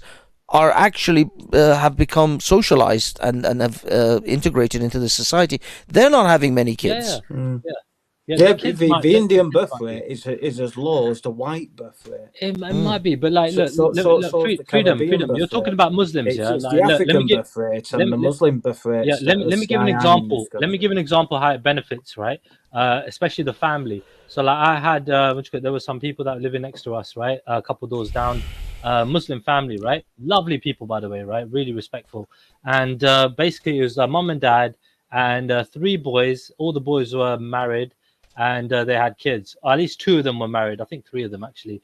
Anyway, right? They were having kids. So, but end of the day, those three boys, right, were all out there working. The girls, I'm pretty sure, were just at home. Maybe they were doing some study and stuff. I don't know. But like generally speaking, right, the dad and the three boys, they were all working, and they were renting out that property because I know the neighbor who owned it before, right? So that was on rent. So they were basically paying the rent off at the same time. They were working all together, collective income, probably about, I don't know, saving up maybe, let's just say $1,000 each every month. Yeah, maybe $2,000 the way they're working, right? Dude, that's a lot of money over like about 5 years or 10 years, right? They're all saving up a lot of money, right? And then they basically can afford to do a lot more with it. They all had really nice cars. They had some of the best cars on our road, right? And you know, when it come down to it, I'm sure that they were setting themselves up for the future. I mean, it's a really good way. Like, and even my cousin brothers were doing that, bro, in India, right? And not in India, sorry, in Canada. They were from India. There were 4 brothers, right? 3 of them were living together, in a house. They had their 3 wives. There was their mom and dad there, and they were all working 7 days a week, right? Mostly 6, but sometimes 7. And they were just working, and the wives were working at the same time, and they were all bringing in the income. And dude, the wives don't work, Trilla. No. My cousins, they're Indian. They're Indian, isn't it? Well, I thought you were talking about Muslims. Yeah, no, I was talking about my neighbours first. I'm just saying, dude, that's even more of an income when the wives are working. Bedroom terraced houses. They all have about 6 kids. Only the man works. He works in a kebab house or a taxi driving place. They rent the building. Now, white people actually don't live up. So the Muslim way of life is just to pop out as many children as you can, and that's a success. Now, the capitalist, the white European way of life is to actually get yourself a big house, make yourself some money, have about 1 or 2 kids. So there's a different mindset. And I know from living in Rochdale and going to school with a lot of Muslims, they live in 2-bedroom houses and they have about 6 or 7 siblings. Yeah. I mean, dude, I got 6 Whereas in my white family, right? Will have a 3-bedroom, a 3-bedroom detached house with like 1 sister or 1 brother. Dude, I got 5 sisters in my family, right? So 6 of us all together, right? And I remember at one point, my mum and dad couldn't afford. They needed to rent out the downstairs, right? And they were living upstairs before I was born, right? So they had about, I think, 3 children at that time, right? And at the same time, my dad was constantly working. My mum was working. You get me? And looking after the children and cooking and cleaning and doing everything else. Yeah. So like it was a constant thing. It was non-stop work. You get me? So like, but they done it and they carried on doing it. And like right now, all my sisters are, settled down, living good lives. You get me? Right? Got their own properties and everything. Got hardworking men next to them, you know? And yeah.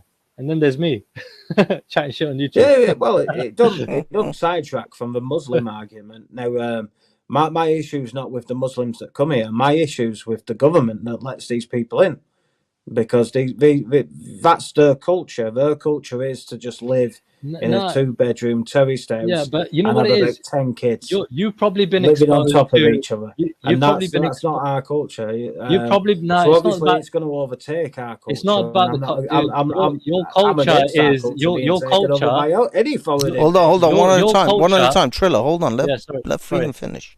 Sorry, bro. I could hear him, but sorry if everybody So what I was saying was, go on, bro. That's the culture. That I mean, most Muslim cultures, that's what they do. They do have a lot of children, and that's what's replicated in British towns, especially the northern towns. To live in 2-bedroom, semi-detached houses. They'll have about 6 or 7 children in them houses. Now, a white person wouldn't dream of doing that, and that's because it's a different culture. My issue's not with the Muslims. My issu's with the people. The government. Can you describe what British culture is then, please? With Tony Blair, and it's continued after Tony Blair under a Tory government for 12 years.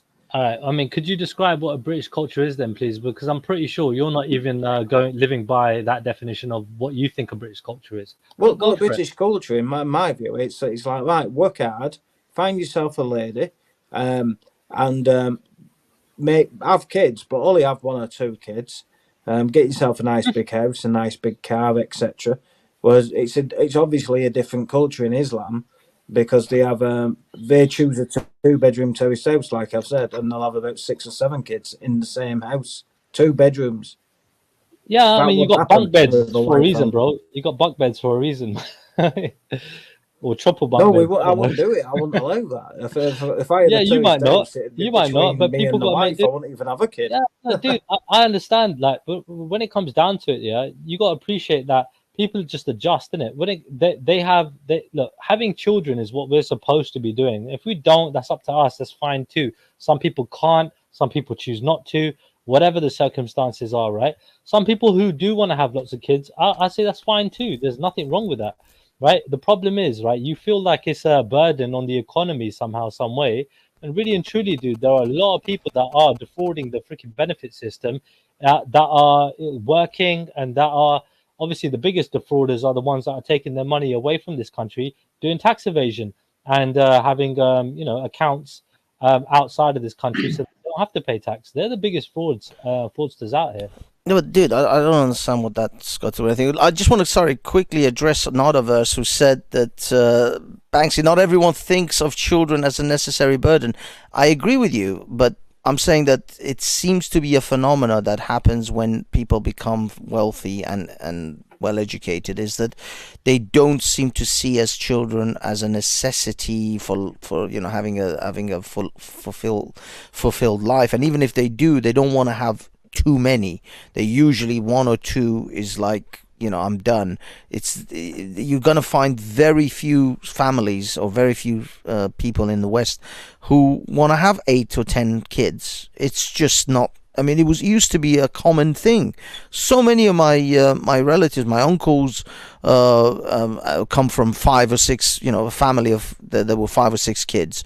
My grandparents definitely came from families that had well over 5 or 6. Some of them 7 or 8. Irish did that as well. Yeah, the Irish had lots of kids, man. But nowadays in Western countries, you just don't see that kind of 5, 6, 7 kids in a family anymore. Most people seem to just have 1 or 2, and they're like, I'm done, because you got to realize there's a movie called Idiocracy, and I think that depicts this whole concept very well, where a person who's rich and educated is thinking, okay, I have 1 kid, or I have 2 kids, and I have to put these 2 kids through private school, because I'm not going to put them in some regular comprehensive bullshit.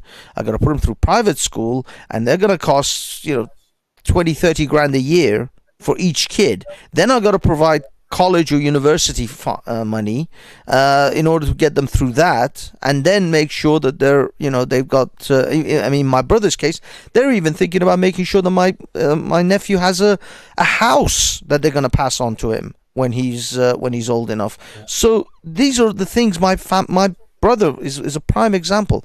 These are the things he has to consider. So he's like, I can afford maybe 2 kids maximum to be able to put them through these kind of financial give them this kind of financial support until they're adults, and I'll still be able to have a reasonable life where I can go on holidays and generally have a decent car and have a decent life. So he's not thinking, fucking hell, 3 or 4 kids is like completely out of the question. He's not even like considering anything beyond 2. If he did have 3 or 4 kids, don't you think he would manage?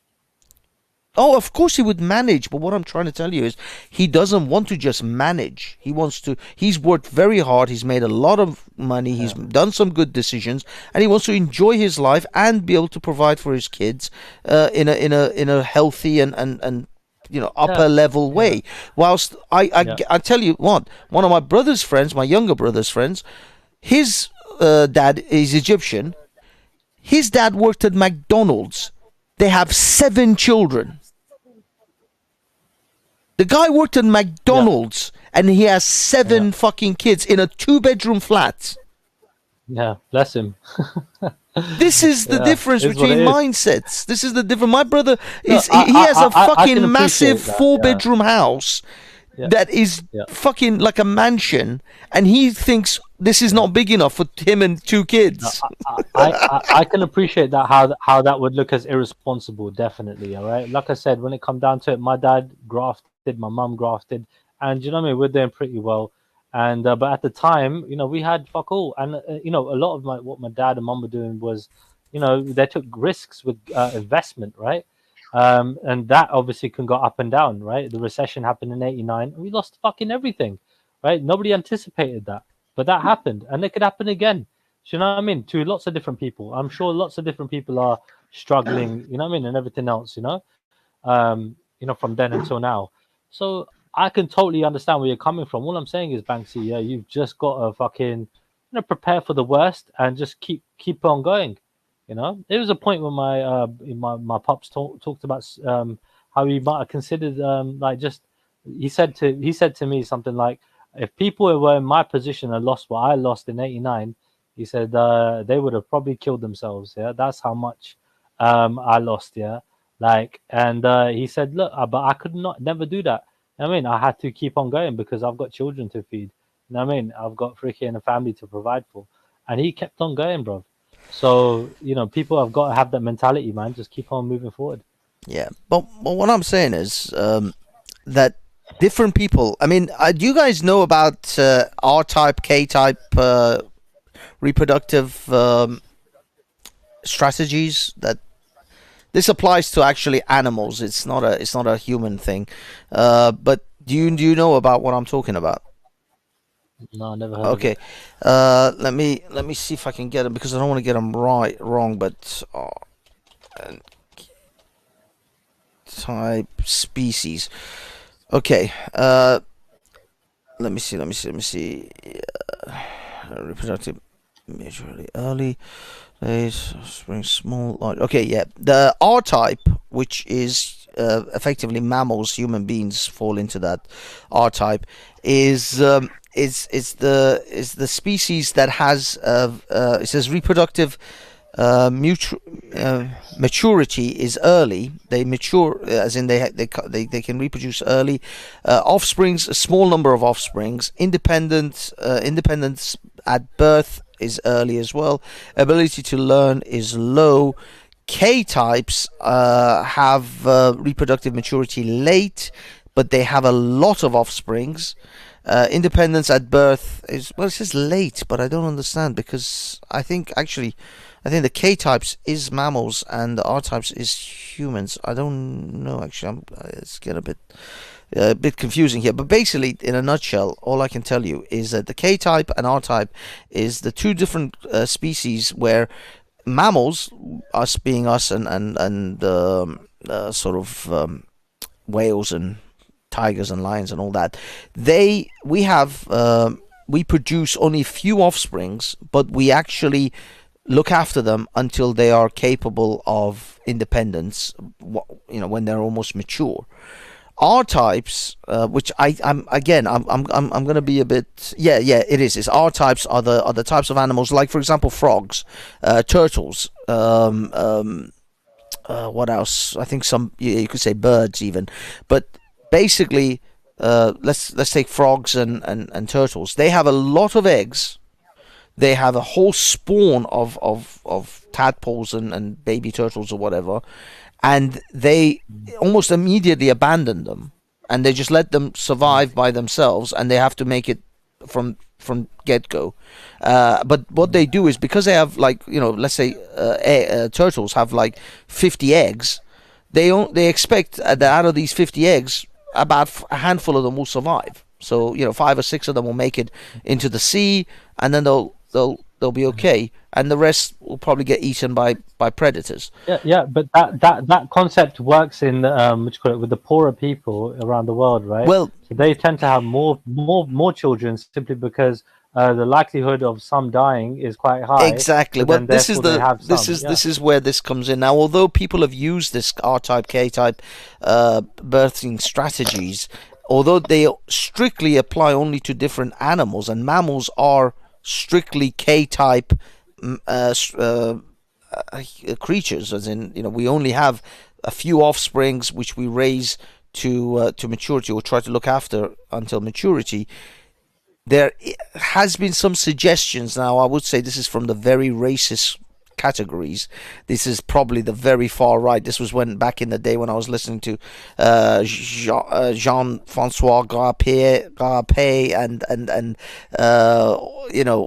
what's it called? All those white supremacist types in America and Colette and those kind of people.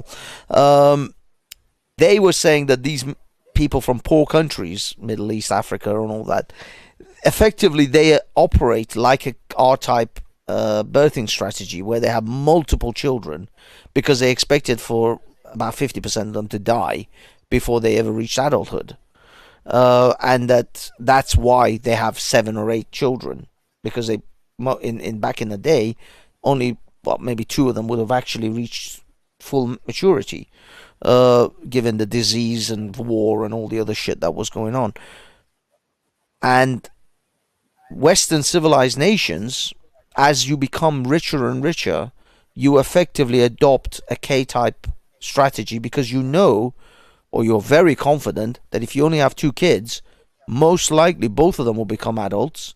Most likely both of them will require education and higher education, degrees, university, etc. So you have to fund all of that. So if you only have 2 kids, there's no worries about one of them dying.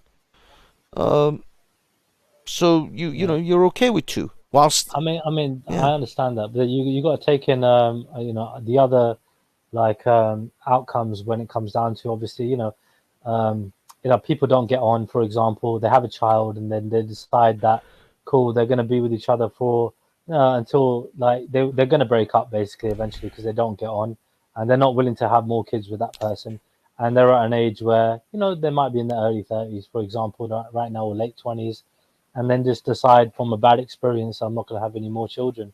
There are so many circumstances, you get me, that you have to, with human beings, right, that differentiate us from animals in that regard.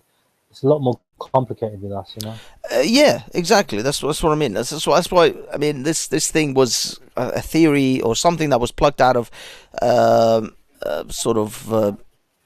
the animal kingdom and what affects the actual different species in the animal kingdom, and we fall into the mammalian category, which is firmly a K-type selection system.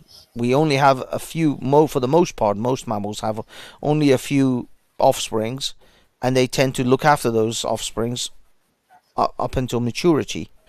So we don't. If you could go back 20 years, if you could go back 20 years, right, would you reconsider having children yourself?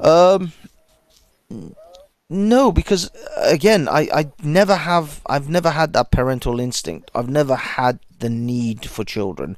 The only times I thought about having a wife and kids and all that was when I was in my 20s, and that was really societal pressure. It wasn't my own personal choice. It was society's sort of pressures. Yeah. What if you're with somebody that wanted children? I mean, does that count as societal pressure as well? Because that's more of a personal thing. She wants children with you. Exactly. I was with several women who wanted to have children. One of them was exceedingly pushy. The choice was that I'm no longer with that person. So I know shit happens. But there you go. Saying, you can look at that as a blessing, innit? But I mean, I don't roll back the time. I never make any statements of it's a blessing or it's a burden, because like Nardaverse pointed out, not everybody considers having children as a detriment to their life. They don't see it as a hindrance or as a burden. They see it as an absolute gift. And I think, well, I mean, I can tell you, my nephew is an amazing gift. He is just wonderful, and I love him to death. I'm just glad I don't have to clean up his shit or have to worry about him throwing up on me when he was a baby, and I'm okay with that. As long as he did that to his dad, and I just had him for the fun times where we played, and I didn't have to change his shit and worry about his throwing up. And also, I mean, okay, I was worried when he was very, when he was first born, he was very ill, and he was in hospital for about 3 or 4 weeks in his first, I think, year. It was just, babies get sick sometimes, and I was really, really worried, and his parents were just. Did you pray? No, I don't believe in. They say Did you ask, a pair of hands at work is better than 1,000 clasped in prayer. Well, I'm just saying, like, sometimes, right? It just makes sense to just ask. You know what I mean? If just in case, like I get that. The one doesn't need you to or whatever. I get the logic, but when it comes down to it, sometimes there's nothing wrong with just asking, right? For what? Divine intervention. Okay, I picked up a Mickey Mouse doll and said, Mickey, could you please help my little nephew recover? You know what I did? What I did was make sure that my brother was at a Bupa hospital, not some NHS shit. And that did a lot more than me fucking praying to some invisible man in the sky. That would help, but that's using your brains. That's being logical, right? You got to a better doctor. No, I mean, it was just a very stressful time. But generally, I want to use to be honest, we're being forced into a breeding war by the people in government because I've already said one demographic is vastly replacing everybody, not just white people, and we can't keep up with it unless we make huge sacrifices like living in a 2-bedroom terraced house with 6 kids. Now, we was never asked to be forced into that breeding war, and everybody, not just white people, brown people, yellow people, black people, should all be against immigration because it's been proven that immigration raises the house prices. Now, if you own a house and you think, I don't want the house prices to drop, and my house ain't worth as much, and I'm negative equity, it's not the case because your next step up would be less. Well, that's not the case, really. I mean, look, the house prices. Yeah, the house prices have reduced. It lowers the house prices. The thing is, house prices have dropped mostly. The Tory government's let in record numbers this year. Yeah, house prices have dropped mostly because of one fucking person in politics, right, who fucked up recently, right, and basically that's it. And then we got a resignation because of it, right, and that's all that happened, dude. It's the people at the top. The thing control fucking what happens. No, the thing is, but there's a few things. I mean, you Trello, as a brown person, shouldn't think I want more immigrants to replace the white people because your quality of life is going to be diminished by the higher, the more the government lets in. Dude, I just look at them as people: white, brown, white, black. We're just people. We're just people, bro. Well, yeah. I mean, look. Would I, if I was a native British person or an Anglo-Saxon British person, then no, unfortunately I wouldn't see it as just people. Most people don't. I literally had this conversation with a Somali where the Somali government said that they would allow 1 million Sudanese to come into Somalia. The guy said if they did that, we will kill them all. We will slaughter them. There's no way they're going to allow 1 million Sudanese to come into Somalia. That's Somalians. That's what they think. And you don't expect that's one person. No, dude, that is a lot of Somalis. That's people anywhere in the world. You go anywhere in the world. You go to ask a Chinese person if they allow 1 million Japanese to come into China and what they'll do. Go and ask a Vietnamese person if they allow 1 million Cambodians to come into Vietnam. Hold on, but they do allow it. They allow tourism, right? No, they don't. We're talking refugees, dude. Right. We're talking people who are gonna come and live in your country. Nobody wants that. No native of any nation would stand that. Government's allowing into this country. Look, no native of any nation would ever want that. No one. I guarantee you. You go ask the Indians if they would want 1 million Nigerians to go to India. You think Indians would take that? You think Modi would fucking take that? These Indian nationalists would fucking accept that? An Englishman as their prime minister, Banksy. Okay, Banksy. An Englishman as their prime minister. Let me give you an exception from that rule, because the Indians will have nothing to gain. I mean, the Indian government, India from a geopolitical strategic any geopolitical strategic goal for India they would have nothing. They would achieve nothing if they would let in million Sudanese or Nigerians or whatever. Exactly. But that's what I mean. On the other hand, on the other hand, some people, what I am actually laughing at, because there is no such a thing as altruism and unconditional altruism, especially when we talk about geopolitics. You know, we let in millions of Ukrainian refugees, but it was women and children. But you know what was also the reason? So that their men can kill the Russians better, not to worry about their women, their wives, and their kids. So they can slaughter the Russians. Exactly. We didn't let in millions, actually. But not only that. I must interject. We didn't let in millions of Ukrainians. No. MC is talking about 250,000. No, MC is talking about Poland, because he's from Poland and he lives right next to Ukraine. No, I'm talking about genuine refugees. Yeah. But what Ukrainians, we were letting about refugees are all genuine. But the thing is, but the main crucial thing is that even if Poland allowed 1 million Ukrainians, or anywhere else in Europe allowed 1 million, they know that once Ukraine is stable again and everything is settled down, these people are going to go back to Ukraine. They're not coming to Poland to stay for good. They're not moving to Poland forever. They're not moving to any other country. They have their own country, and they firmly wish to go back the minute the country is in a good place again. Of all, Banksy, there is a few stories of British families letting in a Ukrainian woman, and the British man has decided to go with the Ukrainian woman. Well, there you go. There you go. There's that. My dear British people, I, from having first-hand experience, especially that there are lots of Ukrainian women in my own country, I have to warn you. When does a Ukrainian or a Russian woman lies? When she opens her mouth. That's what we say here. It's the same in England, to be honest. Women, it's just a female thing. I don't know. In this country, I would rather be with a European than a English woman, and at the same time, I'd probably want to be with a European from their country rather than a European in this country.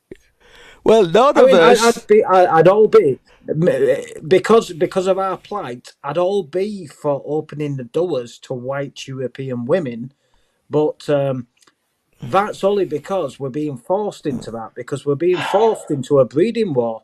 I'd be quite happy because the green agenda that the government keeps talking about, the lower the population is, the less pollution, etc. So let's go with the government's green agenda, which I don't believe in, by the way. Mm-hmm. But still, the government keeps. We're talking about net migration. It's a record level this year after we've left the European Union. I think it's what was the figure? Net migration was about 300,000, 500,000. They're blaming it on the Ukrainian refugees, but the thing is, the Ukrainian refugees we only let in something like it was very minuscule the number of Ukrainian refugees we let in compared to other European countries. So who the to majority blame? of immigrants we're getting are actually Johnny foreigner from the Middle East or North Africa via the English Channel. Aren't they letting in the Indians as well? Like when Liz was in power, right? She wanted to pass a thing where to let in more Indians and so on. So the thing is, Liz Truss didn't actually. No. It was actually. No. What's his name? Who's that guy who's always smoking those fucking cigars and shit? Talking about immigrants. Who's that guy? Politician. Yeah, he basically talked about it when Liz Hell was in power, right? Liz Truss. Are you talking about Jacob Rees-Mogg? Liz Truss, whatever the fucking name is. So yeah, when it comes down to it, now that no, the other guy, man, the guy who smokes the cigars. Nigel Farage. I don't know anyone. Farage. Nigel Farage. Yeah, when Liz was in power, he basically said, "Look, it's a complete mockery what she's doing. You get me? Like she's in power right now, and they want to bring in more immigrants after Brexit. It was all about freaking stopping it. You know what I mean? So, dude, it's always on their agenda. My point is, look at the people at the top when it comes down to, who to blame for letting people in. Don't blame the fucking immigrants. Blame the fucking people at the top. right? They're letting them in, and they're letting them in because they can fucking lower down wages and make the fucking rich richer. You know what I mean? That's just the way it works, bro. They're gonna look after their own. They're middle class. They're high class people. They're gonna look after their own people first. Well, I mean, I don't hold on, hold on. None of us said I've always said I that. blame the people at the top. Yeah, none of us said that. I shouldn't be so naive to think that these women are gonna go back. But I mean, it's under the premise that they are gonna go back once Ukraine is settled. At least that's the premise of it. Whether they do or they don't is remains to be seen. I guess you're right. I really wouldn't blame. Would you blame Well, them for not Banksy, wanting to? there is another thing that I have to tell you. Of course, if they are going to marry Polish citizens, they will probably be allowed to stay. But also, there is this thing about the the right to repatriation. The return is the law based on blood. In other words, if you would have a Polish ancestor, a grandfather, a great grandfather, even. You have high chances of being, obtaining citizenship back, and staying in the country. That's how the law works in Poland. Interesting. But I must say, I have been to Poland. I have visited Warsaw, and I must admit, I would imagine that Warsaw in Poland would be a downgrade to the Ukraine. So actually, if they was in Poland, yes, they would certainly be wanting to go back to the Ukraine, or maybe they'd want to come to the United Kingdom. And if it meant that we let in less African and Middle Eastern refugees, this country can only let in so many, surely. So I'd open my arms to all these white Northern European women. May I ask why it would be a downgrade for Ukrainians? Because frankly, their country is a failed state. I'm only going off because I've been to Warsaw in Poland, and it was an absolute shithole. I would imagine that if Ukraine's worse than Poland, the thing is, Ukraine is now being bombarded, so of course it's fucking half the apart from Kiev and some of the major cities, some of the areas look like fucking Syria. It looks devastated. It's gonna be set back like 100 years, man. Like, that's it. Ukraine is finished. I mean, the thing is, though, unlike Syria, the Western European nations are gonna probably help rebuild quite quickly, hopefully after if this thing settles. But the war is over, yes. But that's what I mean. But right now, my experience in Poland. But right now, I was refused entry to a nightclub, and I got pepper sprayed in my eyes. You were refused. You were looking for a European bird, isn't it? That's why you went there. No. The thing is, though, you said you got refused, and then you got pepper spray. You obviously kicked off some shit. Then that's why you got pepper spray. You didn't just the guy didn't just say sorry, mate. You can't come in, and then just pepper spray you in the fucking face, did he? Yeah, they did. I was in my early 20s. I was in my early 20s. I'd gone to this. I'd landed in Warsaw. Got talking with a Polish girl who speaks English, and she's like, "Oh, come with us. We'll go to nightclubs, blah blah blah." So I'm like, "All right, fair enough." And then we go to this nightclub, and they had this. I wasn't drunk or anything, so there was no need for them to do it. They just started speaking to me in Polish, and I didn't understand what he said. And they'd gone in ahead of me, and I said, "No, I'm like going in there." And he just pulled out this fucking pepper spray, sprayed me in the eyes, and I was like, "What the?" Seriously, it weren't enjoyable. No shit. Next morning, I'd woke up on a frigging seat in some bloody Polish hospital, and I thought to myself, "Wow, what kind of place have I visited here?" Oh yeah, because the NHS in Poland is just as bad as yours. That the difference is your is better financed. But holy shit!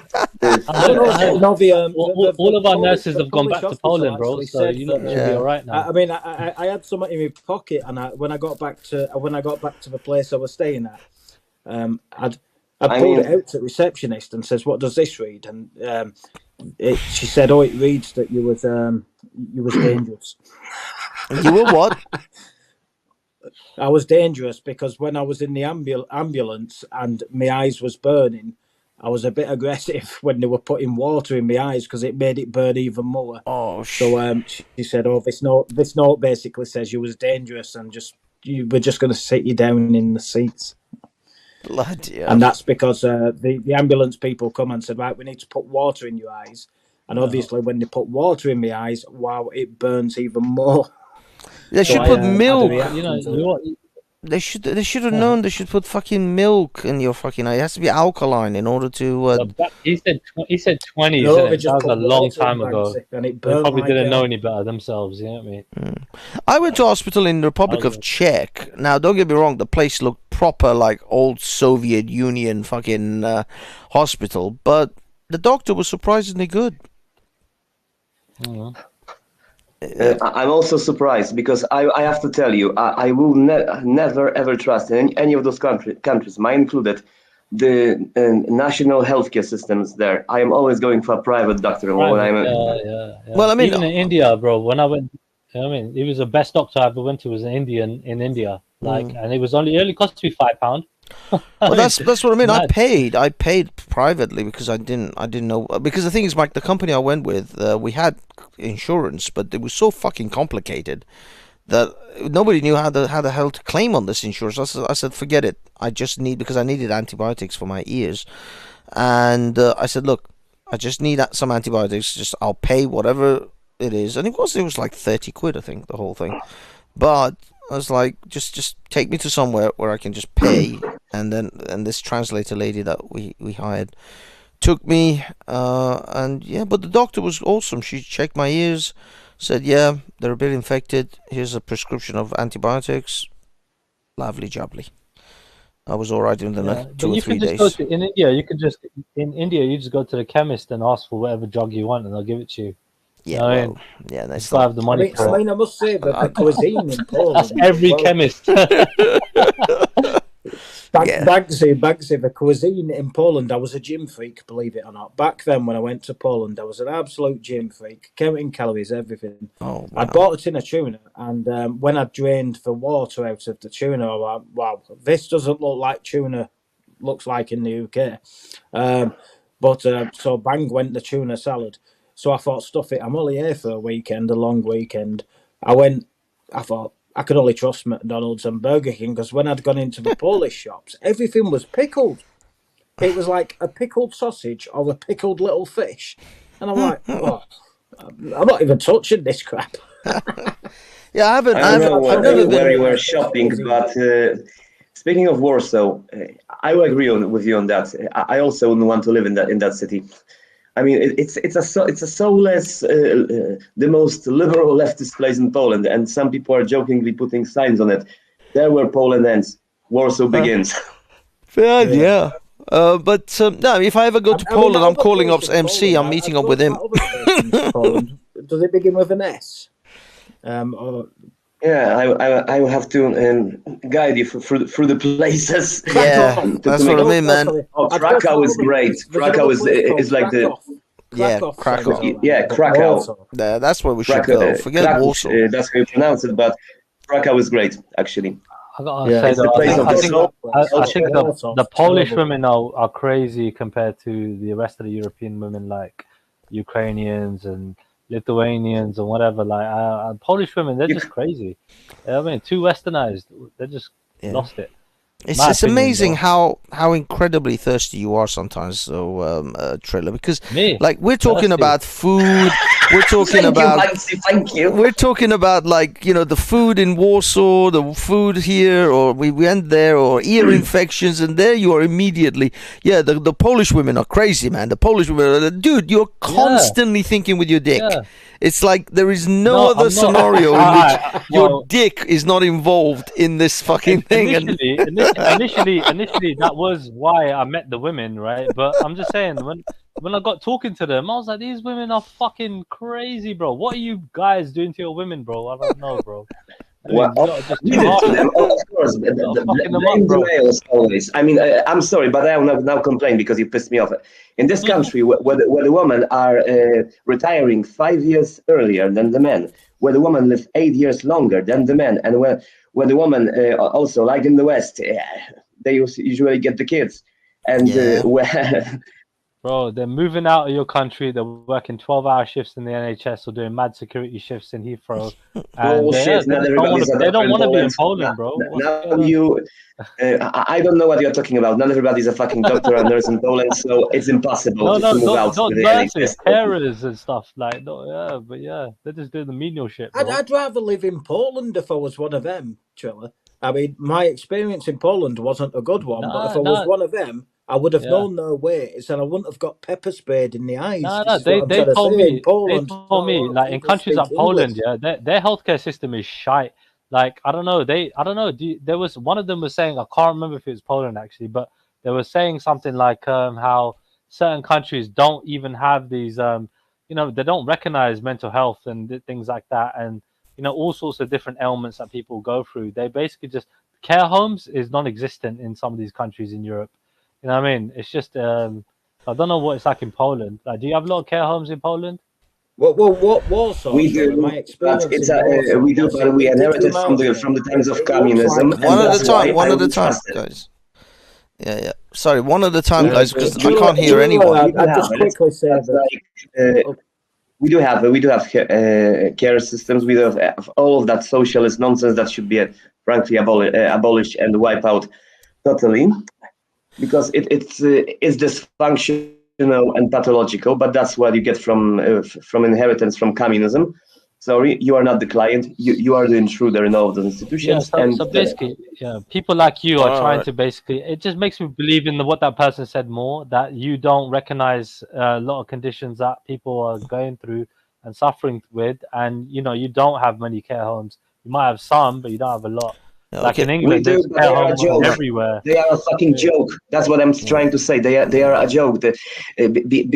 Because people there, all of those state institutions are just corrupt and dysfunctional, and no amount of money will make them less corrupt. And I also seen when I was in your NHS, when your hospital, when I had an accident on a construction site, basically they told me to take those pills and whack it off when it was clearly to fucking see that I could not make a step with that leg.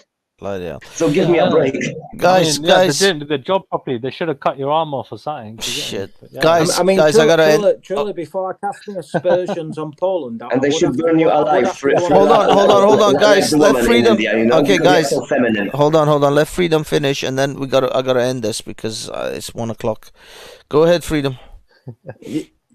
Yeah, Triller, before I cast my aspersions on Poland, I would like to visit Krakow because Warsaw, it was like what I would imagine. Even the buildings, when you went in there, it looked like even the tiling looked like it was done in the 1950s. Very Soviet Union-esque it was. But I don't know where exactly you were, but yes, part of Warsaw can be like that and is like that. But there are also parts that look more like London, to be honest.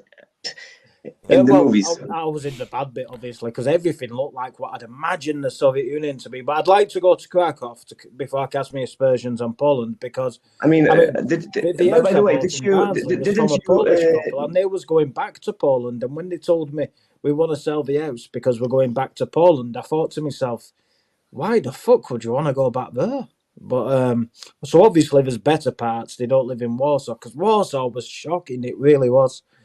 It was colder than England too, Triller. I went in February. It was warming up here, and my God, it was freezing in Poland.